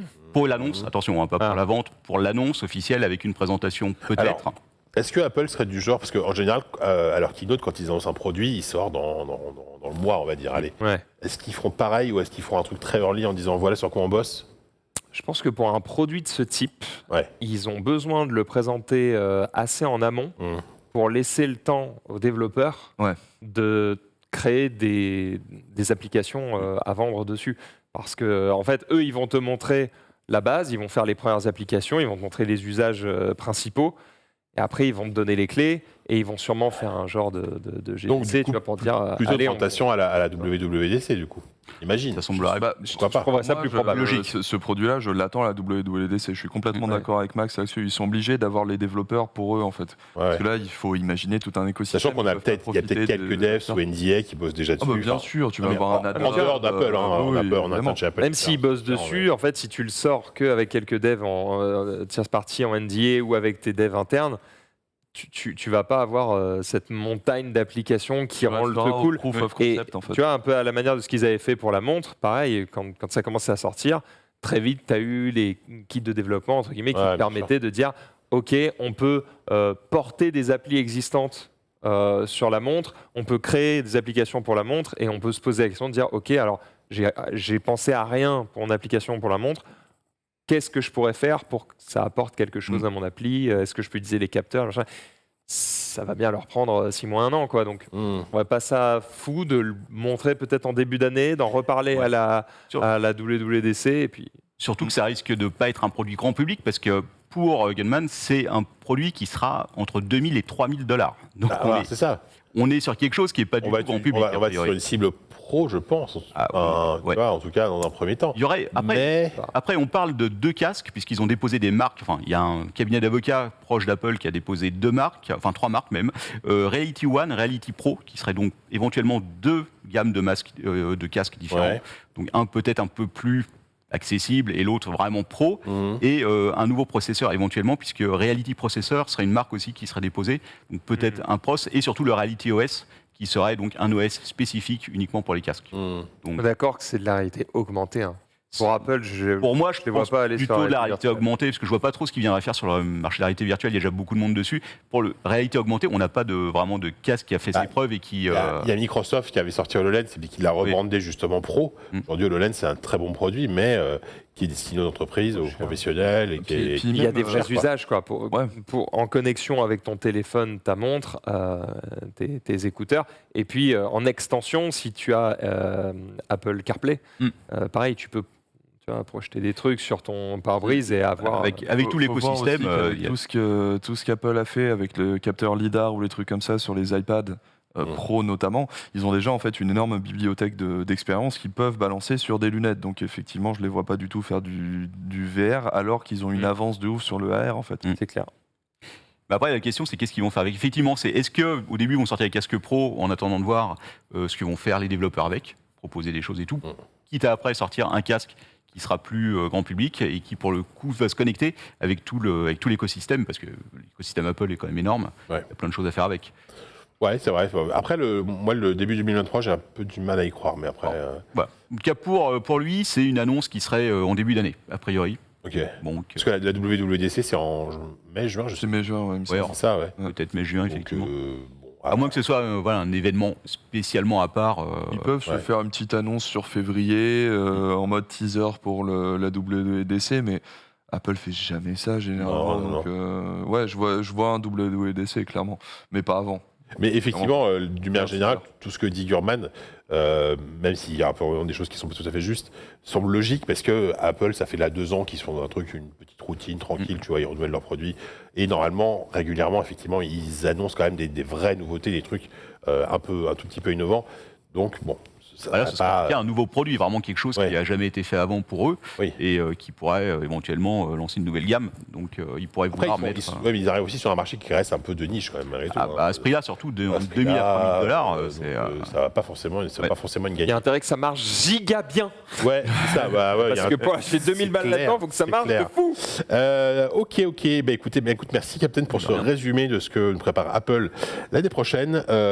Otaksu, voilà, là c'est vraiment du ping-pong.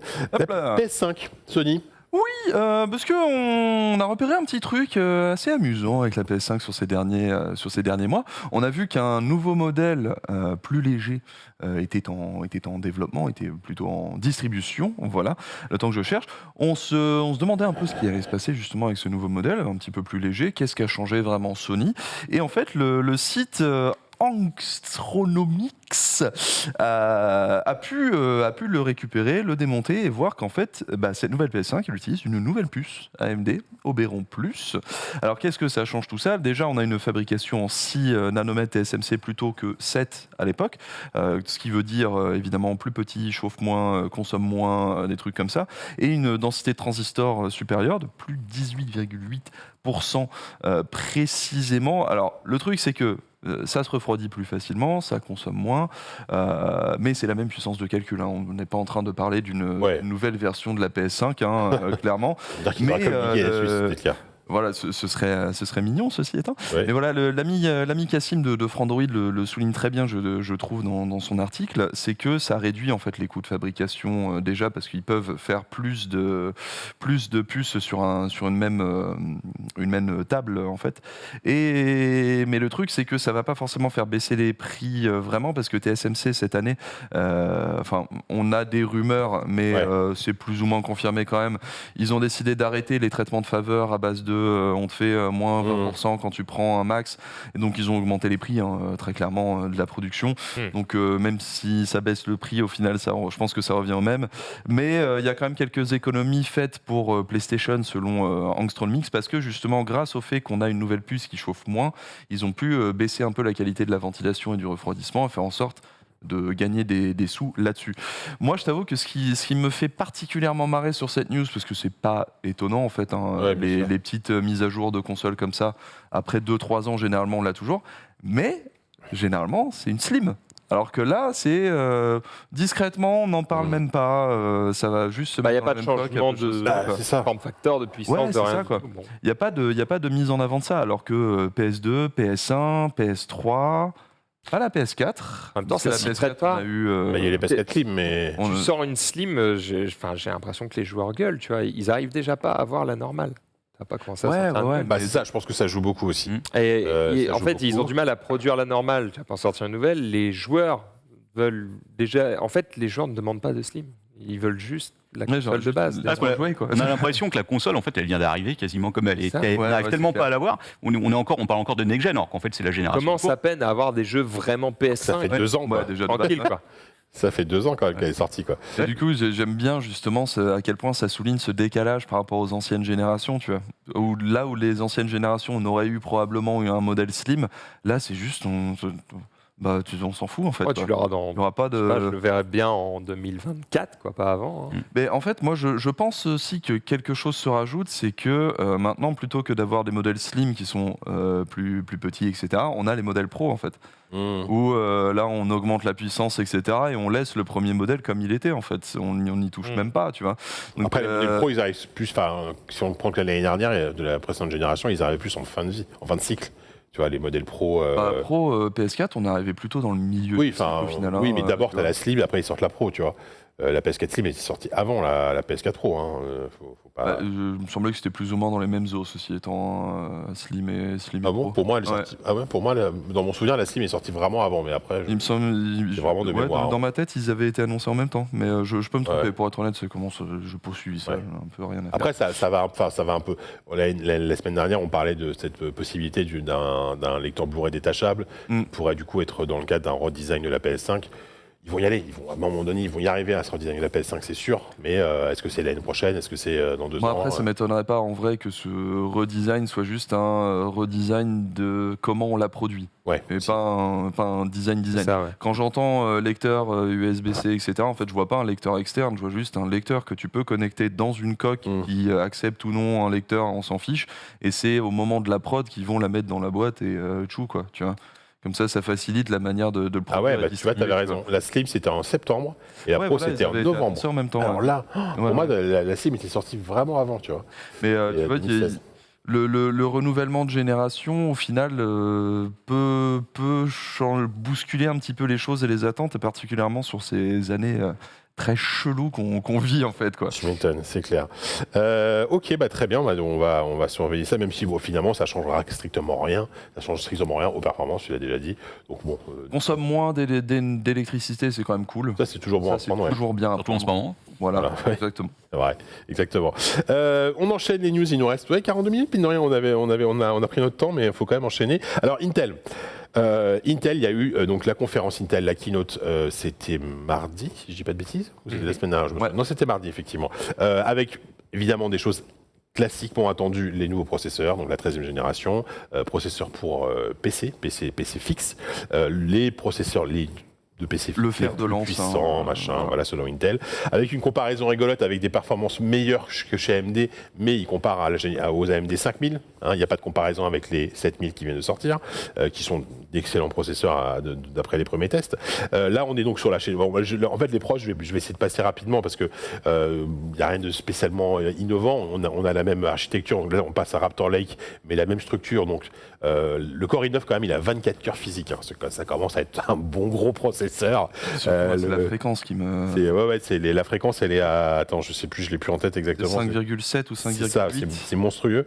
Là, c'est vrai qu'on a largement dépassé les 5 GHz, c'est assez fou. Avec toujours, bien sûr, les fameux cœurs dédiés à la performance et des corps efficient, donc des corps plutôt des cœurs qui vont moins consommer. Donc, plutôt basse consommation pour des tâches moins lourdes évidemment. Donc une gamme classique i5, i7, i9.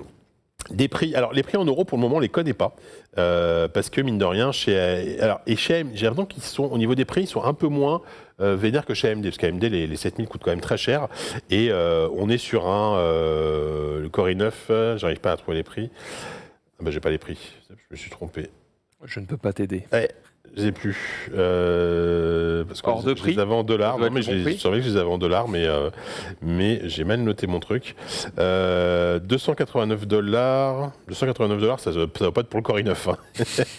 C'est 319 $. Alors ça c'est les i5 et j'ai pas les prix de. T'inquiète, ils vont le trouver en. Ouais, bah, si on peut trouver ça en régie, je suis désolé. Après, par contre, ce qui est intéressant par rapport à AMD, c'est que contrairement à AMD, qui, si vous voulez acheter un Ryzen 7000, vous êtes obligé de changer de carte mère parce qu'ils ont un nouveau socket, donc un nouveau socket. Chez Intel, c'est pas forcément le cas. Donc vous pouvez garder votre ancienne carte mère si elle est compatible malgré tout, si elle était compatible avec les 12000, avec les processeurs 12000. Donc ça, c'est plutôt une bonne nouvelle. Bon voilà, après c'est des chiffres, c'est une guerre de chiffres habituelle, c'est la guerre de chiffres habituelle au niveau des performances. C'est 589 $ pour le i9. Ouais, de l'i9. 580, effectivement, ça clignote, merci. 589 $ pour l'i9, alors en France du coup en ce moment on va se faire douiller on 600. va être à non on sera 620 605 voire 650 on sera à voire 650 € effectivement donc voilà donc c'est plutôt classique. Les premiers processeurs sortent le 20 octobre avec une gamme complète donc DI9 DI7 2 i5 2 i9 2 i7 2 de chaque donc voilà ce sera peut-être le moment. C'est une année assez intéressante, c'est une fin d'année intéressante pour le PC parce que entre le renouvellement des processeurs, les nouvelles cartes graphiques, la nouvelle génération de cartes graphiques, Nvidia ça y est, ils ont shooté, AMD ils vont shooter bientôt, et Intel qui rentre dans la bataille puisqu'ils ont annoncé aussi lors de cette conférence la Arc 770, la A770, donc une carte graphique à 329 $, qui du coup se positionne en face d'une 3060 à peu près chez Nvidia. Voilà, le problème c'est qu'ils n'ont pas donné énormément de détails sur les performances du truc. Ils ont dit que c'était une carte faite pour jouer en 1440p avec des performances soi-disant meilleures que la concurrence à modèle équivalent. Mais bon, ça veut. Mais en fait, sans toute la suite logicielle, blablabla. Non, c'est même pas ça en fait. Oui et non. C'est que Intel Arc a le problème d'être ultra optimisé pour les toutes dernières technos. Mais pas du tout pour les technos un petit peu moins récentes, tu vois, de 3-4 générations d'avant. Ce que tu dis, c'est exactement ça, parce que là, ils annoncent quand même, alors pareil, ça veut rien dire, des performances en ray tracing jusqu'à 65% supérieures à ce que la concurrence peut offrir. Mais chez Nvidia, je pense en avoir quand même. DirectX 12 versus DirectX 10, 11, alors que c'est des technos qui sont toujours utilisés dans le développement aujourd'hui.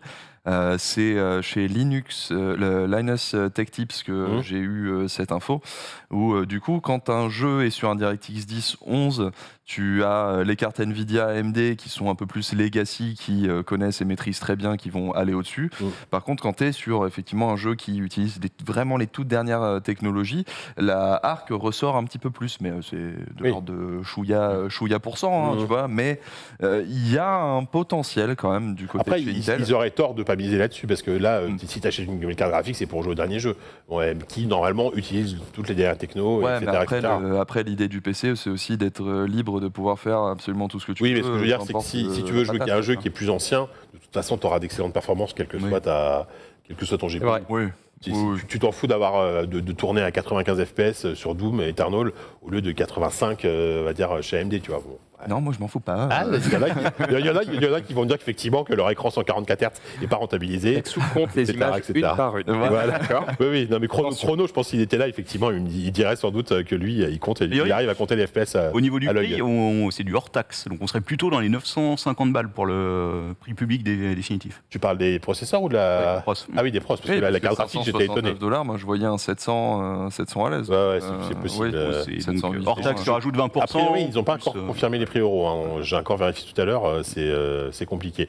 Donc voilà, ils ont aussi leur technologie équivalente au DLSS et à FSR qui s'appelle le XESS, qui utilise normalement des cœurs, comme chez Nvidia, des cœurs dédiés des algos d'IA pour améliorer donc les framerates de manière en upscalant l'image. A priori, les premiers résultats sont plutôt pas déconnants. Donc Ce sera intéressant. Qu'est-ce qu'il y avait d'autre chez Intel? Il y a un truc assez rigolo qui a été montré, c'est vraiment un proto, mais qui est le truc le plus un peu waouh de la conférence, parce que ce qu'on a dit jusqu'à présent, c'était pas des grosses surprises. Ils se sont associés avec Microsoft, avec Samsung, pardon, pour montrer un PC à écran déroulable. Si on peut avoir l'image, c'est assez étonnant. Alors, on avait parlé du Fold il y a 2 semaines, je crois, chez Asus, qui est ce nouveau PC qui se plie. Là, on a carrément le concept d'un déroulable qu'on avait déjà vu sur smartphone. Là, on est quand même dans un truc qui passe de 13 à 17 pouces. C'est assez waouh. Après, bien sûr, c'est juste un concept, mais c'est quand même assez, je trouve ça assez chouette. Tu vois. J'aime beaucoup l'idée, ouais. Après, non, voilà, ça apparaît un peu genre il me fait mal. Il est genre. Tu sens qu'il y a une image affichée, il faut surtout pas y toucher, il faut surtout pas toucher à ce qu'il y a dedans, tu vois. Mais bon. Ouais, il y a du potentiel, mais après, je le vois vraiment moins sur les grands formats comme ça que sur les petits qui deviennent des grands, Oui, en fait. Tu vois, en vrai, un grand qui devient plus grand, moi, ça m'intéresse moins qu'un petit. Après, il y a qui peut-être devient des grand, usages qui sont encore à inventer dessus, parce que tu donnes ça à des programmeurs, à des moyens de faire des trucs qui sont auxquels on n'a pas pensé. Ça reste qu'une surface que tu augmentes, donc c'est pas. Après, tu vois, par exemple, j'imagine typiquement pour je pense en plus à un usage tablette là du coup, tu es en train de lire, donc tu as un format classique portrait et tu veux te pater un film, un truc un peu plus 16/9, un peu plus allongé, tu vois, qui va coller à un truc, tu vas l'ouvrir. Bon, en même temps, en général, souvent, il suffit de la retourner, ta tablette. Ouais.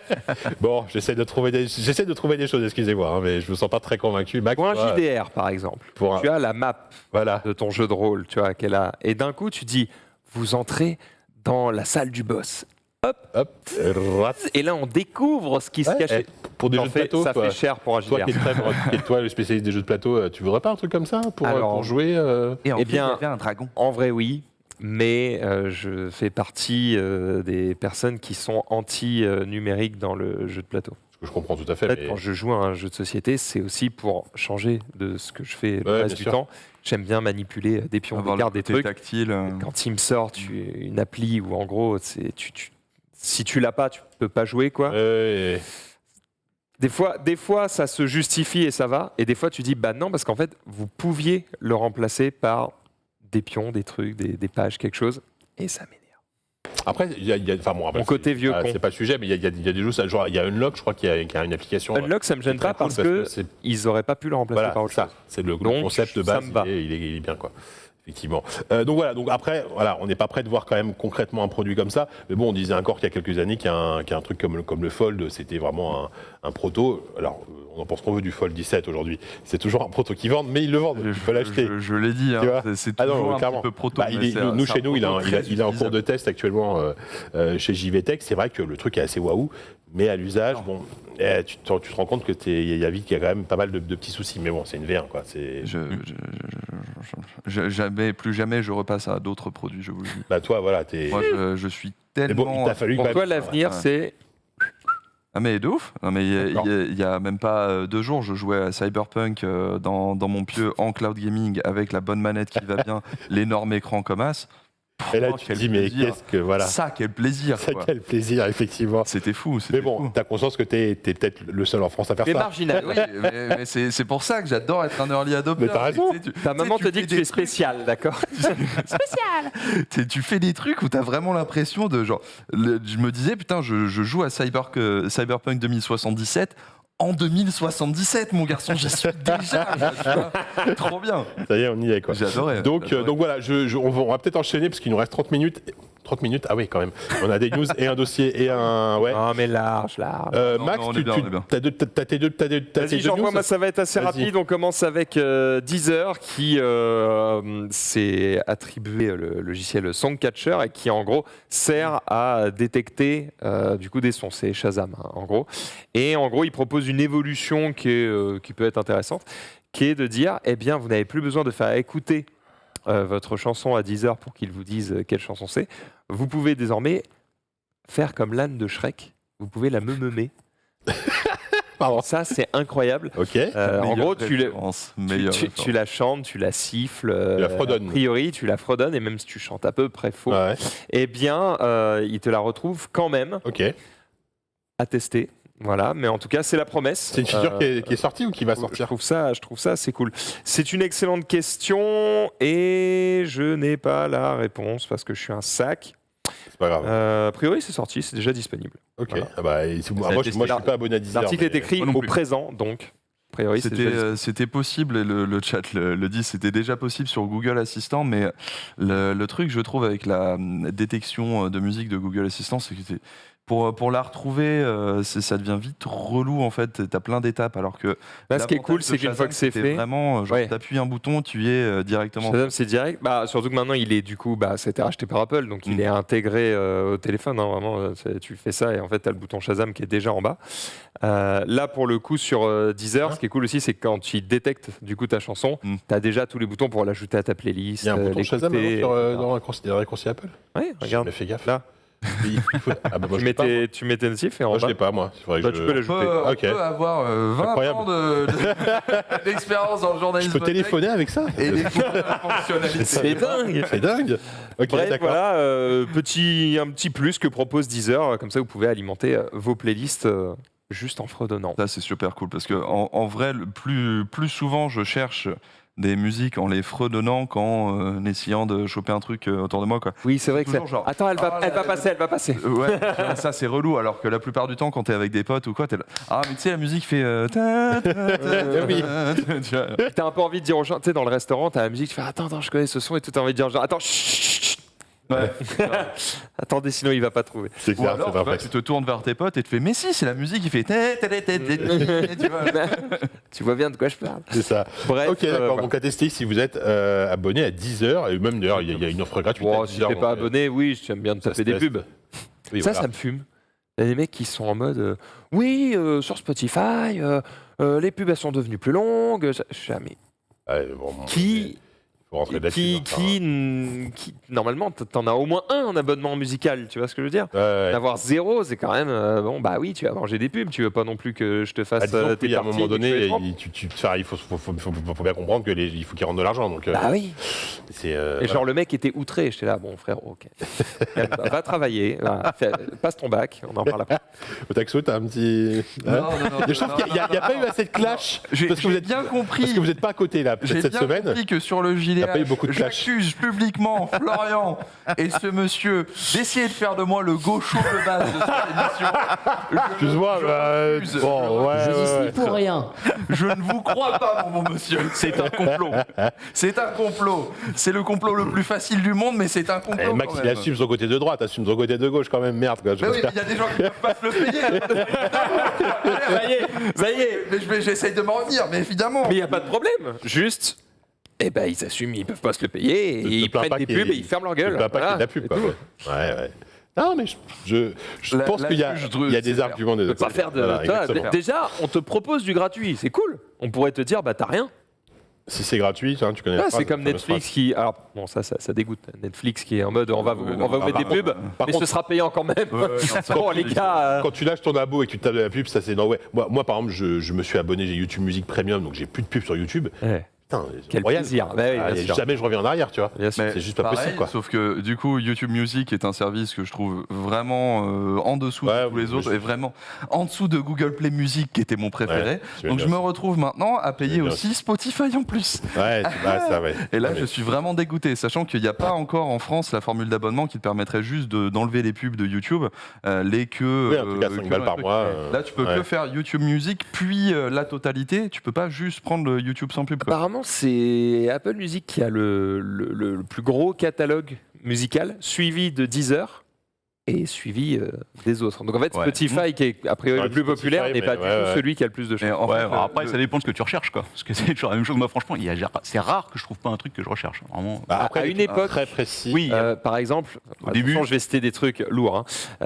Metallica, il n'y avait pas à une époque. Ouais. Ouais, mais Francis ça, Cabrel, il n'y avait voilà, pas. c'était, Obispo, je crois qu'il n'y a toujours pas. Ça c'est des deals. Mais c'est qu'ils ils étaient en lutte aussi, Oui, c'est ça, particulièrement Metallica. Bah, c'était en ouais, lutte un contre peu Spotify, toujours, c'est pareil, Taylor Swift était en lutte contre Spotify, Mhm. je crois aussi.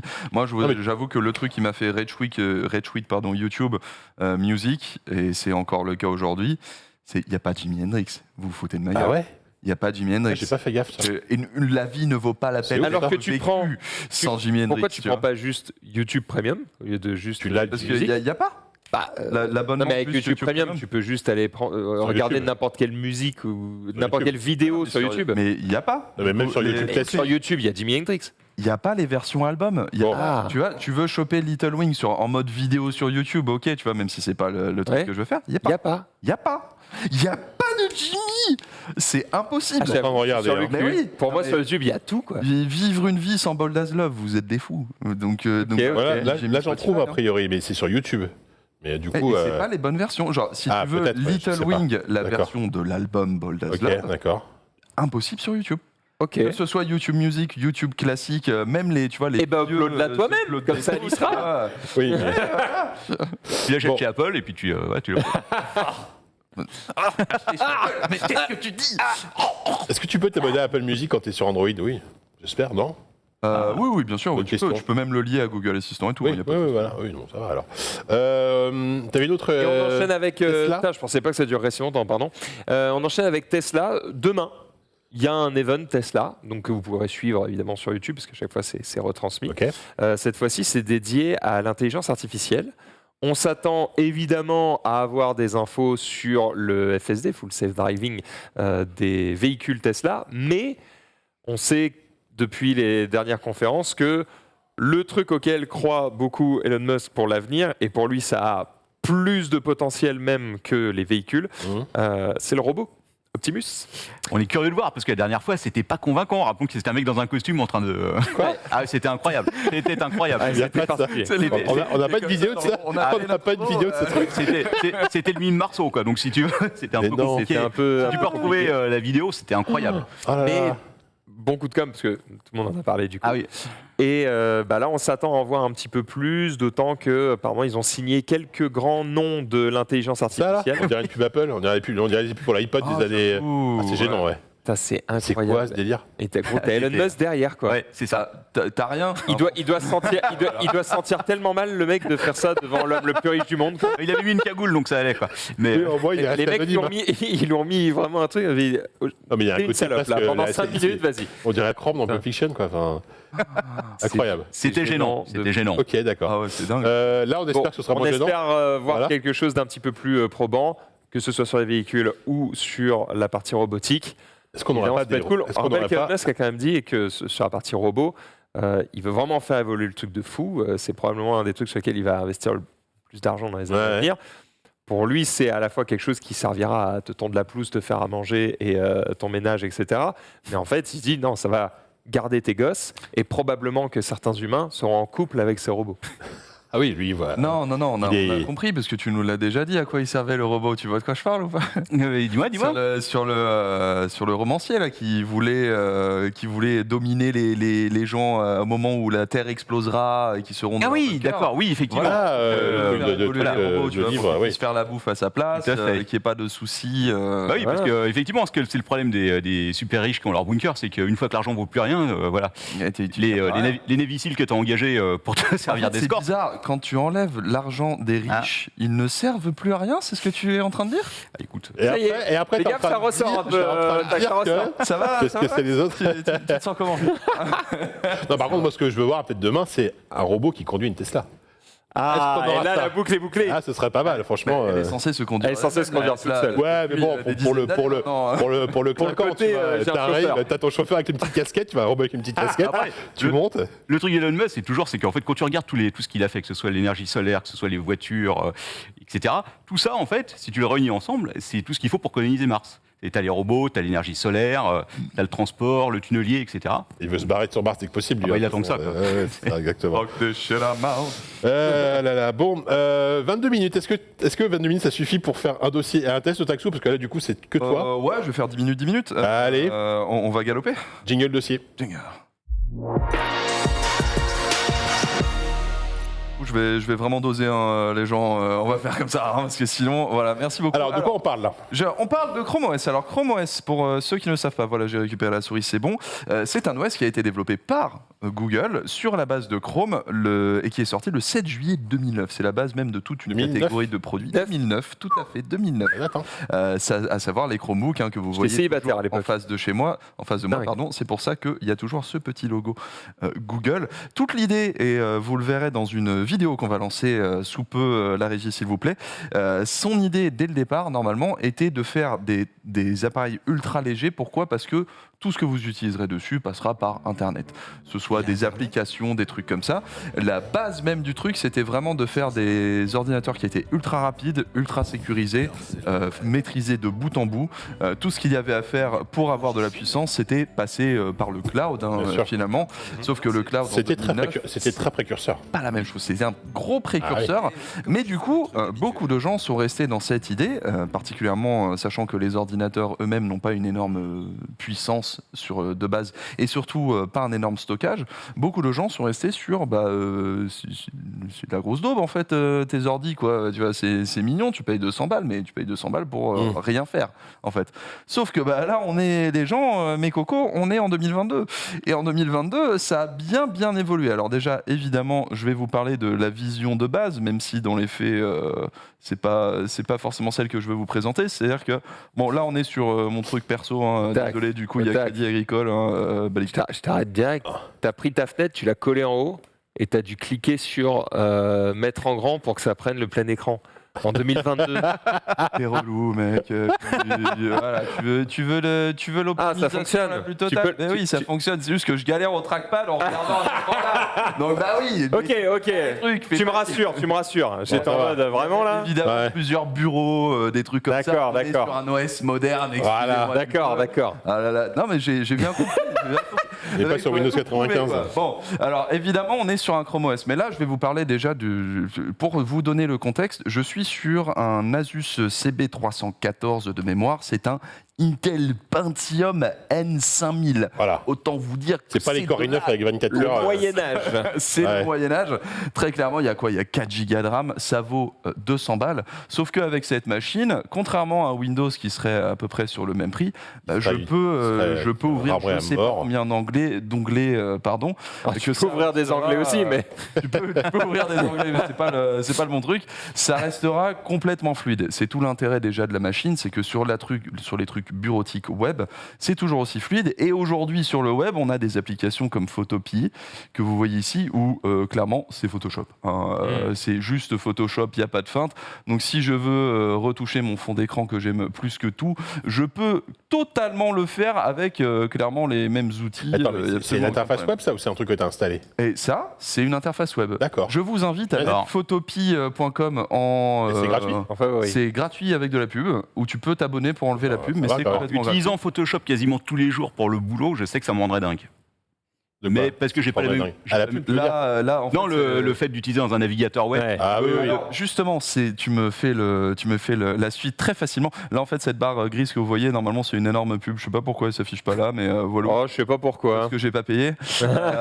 Mais en fait, ces applis web, vous pouvez désormais les traiter comme une appli classique. Par exemple, là, en fait, vous voyez, j'ai Photopea. Et du coup, tu as toujours la barre grise à droite. Bah oui, parce que il ça a toujours pas payé. Mais si tu veux, là, c'est comme si je l'avais dans une appli. En fait, n'importe quelle appli web, tu peux désormais la traiter comme une appli classique, te faire les raccourcis qui vont bien. Du coup, dans ta barre de lancement, tu les retrouves aussi, tu vois, Photopea qui est juste ici avec sa petite icône, etc. On est quand même bien. Les applis web, évidemment, ont évolué comme pas permis. On peut penser, parce que moi je me suis fait des raccourcis, parce que j'aime bien, c'est classe. On peut évidemment penser au cloud gaming. Je vous ferai pas. Oh si, je peux vous faire une démo. Parce que là, on est sur un ordi à 200 balles. On est sur un ordi à 200 balles qui profite d'une RTX 3080. Oui, bien sûr. 2077. Moyennant un abonnement à 80 balles. Là. Peu cher. Non, on est à 30 balles, je crois. Combien c'est, mais c'est quand même pas donné. C'est relativement. C'est jouable. Ah bah, mais fais pas ça. Ah là là, l'effet Bonaldi. Quel dommage, Madame Chambier. Après, t'es sur le Wi-Fi de Webedia, donc en même temps. Non, justement. Là, pour le coup, en fait, c'est GOG qui plante, parce que cette erreur, je l'ai aussi en local sur GOG. Bordel, GOG. Mais non, je l'ai testé juste avant. Bon, après, en vrai, je vais pas rester bloqué dessus. Vous connaissez le principe. Voilà, donc le cloud. Sachant que, justement, sur un Chrome, et moi, c'est ce que j'aime faire, c'est que vous pouvez, du coup, vous mettre votre petit Shadow, et au moment où vous avez besoin de grosses applis Windows, je pense à toute la suite Adobe, c'est pas mal. Je lance mon Shadow. À partir d'un ça aussi, c'est un abonnement plus. 200 balles. Mais... En gros, ce que tu nous dis, c'est bien de payer un truc qui coûte pas cher. Comme ça, vous pouvez prendre plein d'abonnements pour faire des trucs qui coûtent cher. En fait, après, tu peux optimiser si tu en as besoin. Tu choisis, voilà. T'inquiète pas. T'inquiète pas, mon cochon. Non, mais le truc, voilà, c'est que l'univers applicatif web a aujourd'hui évolué, on est capable d'avoir littéralement Photoshop dans notre navigateur. Et croyez-moi, parce que littéralement, je bosse sur cet ordi quasiment tous les jours. Hein, donc, je peux le faire tranquillement. Et ça, je paye pas d'abonnement. Mais là où ça a évolué, c'est que vous n'êtes plus limité aux applications web, plus du tout. Vous avez le Play Store désormais. Le Play Store, il est complet, il est complexe. Évidemment, ça s'est lancé sur l'autre fenêtre. Voilà, je vous le mets. C'est vraiment le Play Store intégral que vous connaissez déjà d'Android, où vous retrouvez des jeux s'il vous le faut. Alors, il y a un peu le côté macOS où maintenant on a toutes les applis. Bah alors attends, parce que voilà, t'es sur un truc x86, comment tu fais pour lancer des jeux Android ? Il se lance nature. Parce que Chrome OS, depuis le début de Chrome OS, c'est compatible ARM et x86, comme vous voulez, on s'en fiche en fait. Même pour un jeu qui est à la base fait pour avoir une VM, non? Parce que là, ce que tu vois, c'est des jeux spécifiques à Chrome OS ou t'as aussi... Ils sont reconnus comme compatibles Chrome OS. Okay, les applis qu'on voit dans le Play Store sont compatibles Chrome OS. T'as Hearthstone par exemple qui est compatible Chrome OS. Mais le truc c'est que... je vois un FF, tu vois, tout à l'heure, je vais potentiellement pouvoir te montrer comment ça marche. C'est qu'en fait, on est sur le moteur Art. Parce que justement, moi je me disais sur un Intel Pentium à quoi tu vas jouer quoi. Voilà, parce qu'en fait, on a et c'est encore une fois, voilà. En fait, on a un Android installé sur le système. D'accord. Qu'on peut le voir, et du coup, en fait, il tourne sur le moteur Art, qui est le moteur de rendu d'Android, qui a été adapté pour x86 aussi bien que ARM en fait. Donc du coup, tu peux lancer un petit peu tout ce que tu veux. Alors évidemment, ils essaient de rendre ça transparent. En termes d'application, évidemment, bon, avant on avait les applis Office, mais maintenant c'est Office 365, donc c'est sur le web, ça change rien. Du coup, ce Chrome OS, est-ce que c'est pas en fait un Android pour PC ? C'est un peu de tout en fait. Un peu déguisé, mais... tu vois, il y a un truc, une application que je trouve particulièrement utile pour moi là-dessus, c'est que par exemple du coup, Netflix, tu as la version Android, ce qui veut dire que tu as la possibilité de télécharger localement tes vidéos, alors que si tu restais sur la version web, tu peux pas. Ok. T'as un disque dur de combien dessus, par curiosité? Là, je crois que c'est du 64 Go, parce que l'idée quand même sur le disque dur, c'est toujours d'être sur le truc. Dans le cloud. Maintenant, tu peux l'augmenter avec, alors certains, voilà, c'est ça, t'as du micro SD, des trucs comme ça, tu peux l'augmenter comme tu veux, classique. Sur le chat tout à l'heure, t'as dit Asus, en fait c'est un Acer. Acer, oui, pardon, Acer CB314, voilà. Sachant qu'Asus fait des très bons Chromebooks aussi, mais j'ai tendance à préférer Acer. Vous avez du coup les applis Android, comme je le disais, donc ce qui veut dire que vous avez l'usage offline, voilà. Et voilà, juste la question c'était, sur le chat, quand tu es offline, tu peux faire la même chose. Du coup, sur les applis Android, c'est exactement la même chose. Hein. Tu vois, quand tu es offline, c'est une appli. Ton Google Doc, il se synchronise, tu l'ouvres, tu retrouves tes Google Docs. Tu peux sauvegarder en offline tes documents Google Doc, travailler dessus. Au moment où tu es sur Internet, il se resynchronise sur ton compte. Tu as en fait tout un lien avec ton Google Drive que je ne vais pas ouvrir parce que c'est mon Google Drive professionnel et que je n'ai pas envie de faire fuiter mes factures. Déjà, ça me fait un peu chier qu'on voit Suivi Facture ici, mais allons donc. Tu vois que tu as Netflix, tu peux télécharger les vidéos offline sur Netflix. Oui, c'est ce que je disais justement, c'est que vu que c'est l'appli Android, sur Prime Video, sur Netflix, sur tous ces trucs-là, tu peux les télécharger offline. Pareil pour tes musiques. Hein. On est vraiment sur un usage tablette en fait. Sachant qu'il existe des ordinateurs sous Chrome OS format tablette, voire format Surface, qui sont à 200 balles. Qui sont à 200 balles, que tu peux utiliser comme un ordi. Et tu peux aller encore plus loin que ça, puisqu'il y a Linux, les gens. Il y a Linux. Vous avez le terminal quand vous voulez, où vous voulez. Il n'y a pas de problème. Mais qui veut utiliser Linux, gros? Mais mec, j'aime cet enthousiasme. S'il te plaît, tu vois. Est-ce qu'on est bien? Non mais alors, évidemment, c'est un petit peu plus. Grand bien nous fasse. Mais ce que tu vois pas, mon ami, c'est qu'il y a un univers logiciel de fou aussi sur Linux et qu'on est toujours sur du offline. Ce qui veut dire, par exemple, qu'on a GIMP. Les gens.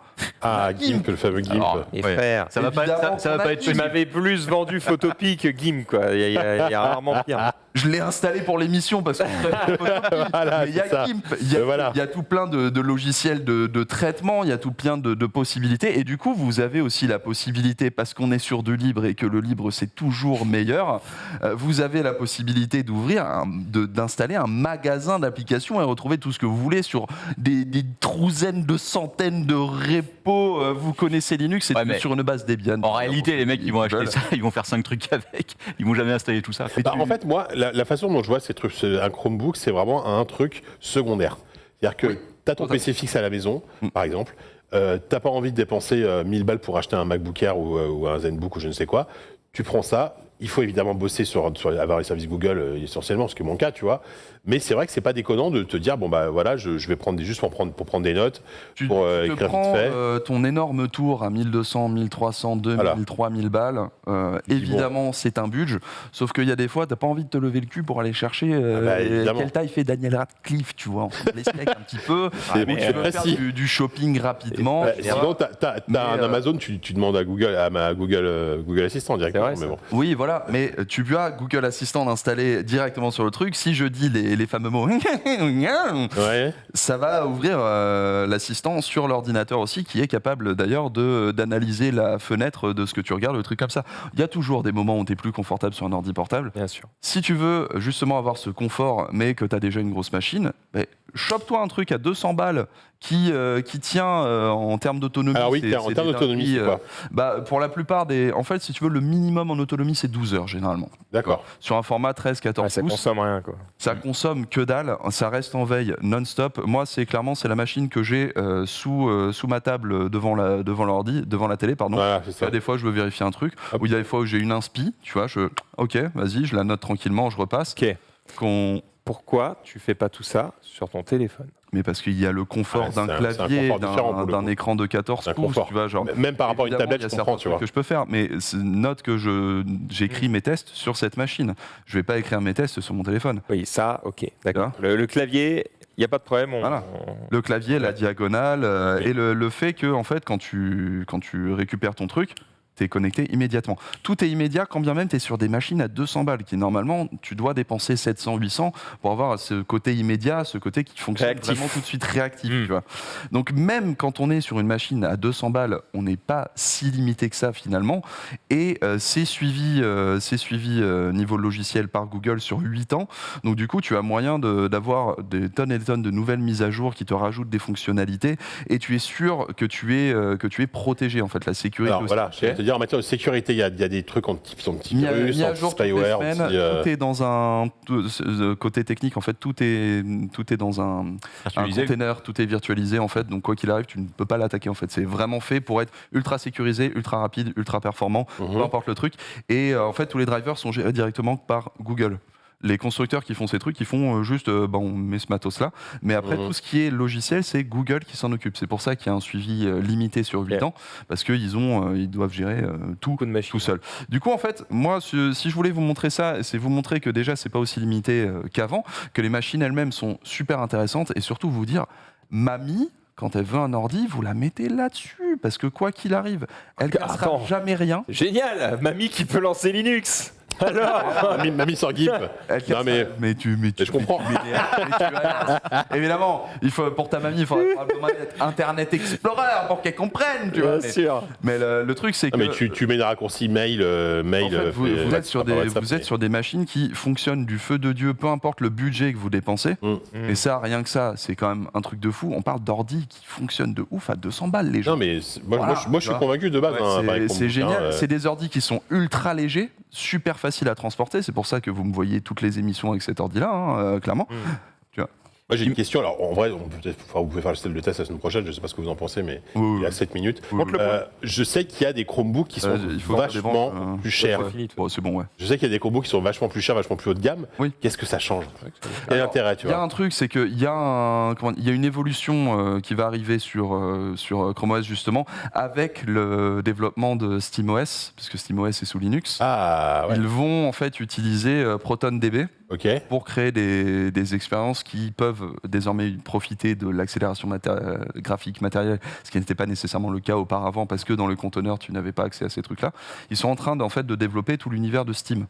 On rappelle Proton, c'est ce qu'il y a aujourd'hui sur le Steam Deck notamment. Voilà, c'est ce qui permet aux jeux Windows de facilement tourner sous Linux. En fait, c'est la couche de traduction qui était sur Wine à l'époque, pour ceux qui connaissaient, et aujourd'hui est devenu un énorme truc. J'imagine que tu te connectes avec ton compte Google et donc tu es lié à l'écosystème Google à 100%. C'est comme si tu te connectais à ton compte Gmail. Il y a l'écosystème, oui, mais c'est l'écosystème Play Store, si tu veux. Tu peux, il me semble, parce que ça fait longtemps que je ne l'ai pas fait, mais à l'époque, je l'avais fait, je ne sais plus si c'est le cas, tu peux installer des APK comme tu veux librement. Tu peux potentiellement installer un autre store, du coup, parce que l'idée est juste que tu as Android 11 d'installer, quelque part. Donc, tu peux en faire un peu ce que tu veux. Ouais, justement, la synchro avec le téléphone. Alors justement, j'ai pas eu l'occasion d'en parler, mais tu as effectivement une connexion avec Android naturel qui te permet de retrouver tes notifications, d'activer le partage de connexion quand tu veux, où tu veux, à partir de ton ordi si jamais il te manque des trucs, tu vois. Fut un temps, il y avait le déverrouillage de la session que je trouvais excellent, mais ils l'ont mis de côté apparemment. D'accord, tu déverrouilles ta session avec ton téléphone, ça déverrouille aussi. Je sais pas si tu connaissais sous Android, c'était l'idée de quand tu as un périphérique sur toi, du coup ton téléphone reste déverrouillé. Ils avaient fait le même principe où quand tu as ton téléphone qui est pas loin, vu qu'il est connecté en Bluetooth, tu sais qu'il est pas loin, on te verrouille pas ta session du coup. Sauf que ils l'ont enlevé récemment. Je sais pas exactement pourquoi. Je pense qu'ils travaillent sur une nouvelle version un petit peu plus sécurisée. Mais c'était un des trucs que je kiffais le plus, donc ça fait chier. Mais tu retrouves tes messages. Tu peux répondre à tes messages directement via l'appli intégrée, tu vois. Et t'es toujours sur des appareils qui font 1 kg, 1,2 kg. Non, mais c'est ça, je suis d'accord. 13, 14 heures d'autonomie pour 200 balles. En général, les tailles d'écran, ça va. Parce que, ma question, c'est tout simplement. Généralement, c'est 13, 14, 15 pouces. Il y en a aujourd'hui, alors j'en ai testé pas mal à 17 pouces, qui étaient les deux plus gros trucs. Léger que ton iPad. Je vous le dis plus léger que ton iPad. Il est lourd l'iPad pas aussi, hein. les versions 17 pouces. Parce qu'ils font des sacrifices, évidemment. Et généralement, le premier sacrifice que tu fais sur un Chromebook, c'est l'écran. C'est ce que j'allais dire. Le seul défaut que j'ai là en testant, franchement, effectivement, ça marche super bien. Par contre, l'écran est pas très lumineux. On parle d'un PC à 200 balles, hein, tu vois. L'écran est pas ouf, quoi. Après, je l'ai baissé, mais non, je l'ai monté à fond pour voir. C'est pas gueudin. Mais parce qu'on reste quand même sur. Mais au moins, t'as un écran mat. Voilà, c'est quoi. Et puis c'est du Full HD en plus. 200 balles Full HD. Tu vois, c'est pas forcément garanti sur du Windows. C'est effectivement plus léger qu'un iPad avec le clavier. Surtout que le clavier pèse un abord. Le Magic Keyboard, il pèse très lourd. Si tu veux me conseiller peut-être des modèles, des marques Chromebook, Acer, a priori. Justement, moi je trouve que Acer fait de très belles choses. Il y a un Chromebook que je vous recommande très fort si jamais vous êtes dans l'idée d'un Surface, c'est Lenovo Duet. DUET, qui est à 250-300 balles et qui est vraiment dans le format d'une Surface. D'accord, donc détachable. Sauf que Surface avec le clavier qui est fourni pour 300 balles. C'est un détail, mais oui. Et qui est incroyablement rapide à utiliser. Moi, combien il coûte ? Super bien foutu, 300 balles. Quasiment le prix juste du clavier chez Microsoft. Ouais, voilà, tu vois. Chez Apple, j'exagère un peu. Chez Apple, ouais. Le double d'un clavier. Moins cher que le clavier chez Apple. Ces machines-là, clairement, 200 balles et c'est tuerie immédiat. HP fait des bons trucs. Après, le truc, c'est qu'en fait, il y a beaucoup de références qui ont gardé des vieux socks. Tu vois, parfois ils te les revendent au même prix que quand ils étaient neufs, sauf que c'est des références de 2-3 ans. Donc faites bien attention en fait au SOC au CPU, processeur qui est intégré, parce que c'est ça qui va vous dire si c'est un modèle récent ou pas, sachant que généralement on est sur du 5000, 6000, où on va être sur des références de Mediatek 9000 ou des trucs comme ça. Faites juste attention à ça pour bien sélectionner votre Chromebook, et aussi faites attention à la définition de l'écran du coup, parce que des vieilles références 720p existent encore. Il faut les gicler, hein, très clairement, ces références-là. Oui. Mais on reste toujours sur des budgets à 250-300 balles. Moi, c'est ça que je m'en fous. C'est intéressant pour des gens qui peuvent se dire, bon, au pire, j'ai envie de tenter le coup, c'est pas très cher, je le tente. Si ça me plaît pas, je le revends, tu vois, à 300 balles, t'as envie de te dire, ok, allez. Le risque est... Moi, ce que je kiffe, c'est que tu peux te trouver des usages que tu n'avais pas imaginé. Par exemple, te connecter en parsec à ta machine, ton énorme machine, et l'utiliser sur ton petit ordi tranquillement, quoi, tu vois. Ouais, bien sûr. Il manque effectivement une. Est-ce qu'on peut faire il reste 2 minutes, on peut faire un sondage ou pas, savoir si les gens ont été convaincus par tout l'argumentaire de Taxo. Alors, on l'a fait, il n'y a pas eu de... Je sais pas ce que vous en pensez, vous, Max. Je vais dire un truc. Vas-y. Faire hurler les gens. En fait, je suis convaincu, mais comme je peux m'acheter mieux, je n'achèterai jamais ça. Ça me fait plaisir d'entendre cette phrase. Pour ma dernière émission, On est dans le tu peux pas me faire plus plaisir. Non, mais bien sûr, je comprends tout à fait. Mais effectivement, si j'avais pas une thune, je trouverais ça très bien. C'est pas pour rien que c'est le portable des étudiants. C'est dans le cadre de l'éducation, c'est extrêmement utilisé. Ça veut dire que j'avais pas une thune, c'est ça? Je suis en train de dire que non, je suis en train de dire que tu n'aimes pas gâcher. Oui, non, mais voilà, bien sûr. Oui, parce que pour le coup. Captain, quoi. Ouais, voilà. Téléphone à Dis le mec qui a le téléphone qui vaut 5 fois ou 6 fois, 10 fois, je sais pas, non, 10 fois. Ça vaut 10 fois le prix de ton Chromebook quasiment. Oh oui, mais très largement, oui. Ah la vache. Après, tu calcules pas les abonnements qu'il a pris pour pouvoir Ouais, c'est ça aussi. Et Captain, toi, Chrome OS, t'as déjà utilisé ou Non, j'ai jamais utilisé, écoute, et j'ai des besoins trop spécifiques, je pense. Ça colle pas à ce que. Bah, toi, tu dois pas faire du Photoshop dans le cloud. Non, pas trop. Et puis, au dehors de ça, j'ai des logiciels super spécifiques qui tournent que sous Windows pour accéder à des presses Ne numériques. serait-ce que pour te mater une série Netflix dans ton salon à la cool. Ouais. Voilà. Ouais, non, écoute, je suis pas tenté, mais il faudrait que j'essaye. Bon, La même chose. Ok, d'accord. Bah écoute, merci. Tiens, Ouais. t'as le droit de nous dire où tu vas ou... Non, je peux pas encore. Tu peux pas encore. Je préfère le dire. Enfin, vous le savez. Moi, Nous on sait, Vous le savez, mais- est-ce que les gens ont le droit de savoir Publiquement, je peux pas encore le dire, mais voilà. Je dis juste que je vais plus être journaliste, donc c'est pour ça que je pourrais plus être dans le JDH, parce que je vais travailler au Textois Convaincu à 61%. Voilà. Pas mal. hein. Effectivement, je vais travailler de l'autre côté, on va dire, dans l'industrie. Donc voilà, ça a été un plaisir pendant 3 ans, ouais, de faire le JDH avec vous, avec les anciens. Moi, je suis au JDH. Voilà, j'embrasse Mélinda, j'embrasse Daz, j'embrasse Pépé évidemment qui est pas là. C'était super cool et je suis bien content. Oh là là, arrêtez. Merci mon Jika. Allez, Merci. c'était le JDH. On vous retrouve la semaine prochaine, enfin sans moi, mais avec la meilleure équipe. Dans un instant, c'est le récap évidemment avec Maximilian. Tu seras Ouais, il y aura la musique ce soir, donc restez sur le stream évidemment. Yes. On va se régaler. Et ouais, allez, ciao. Gros bisous.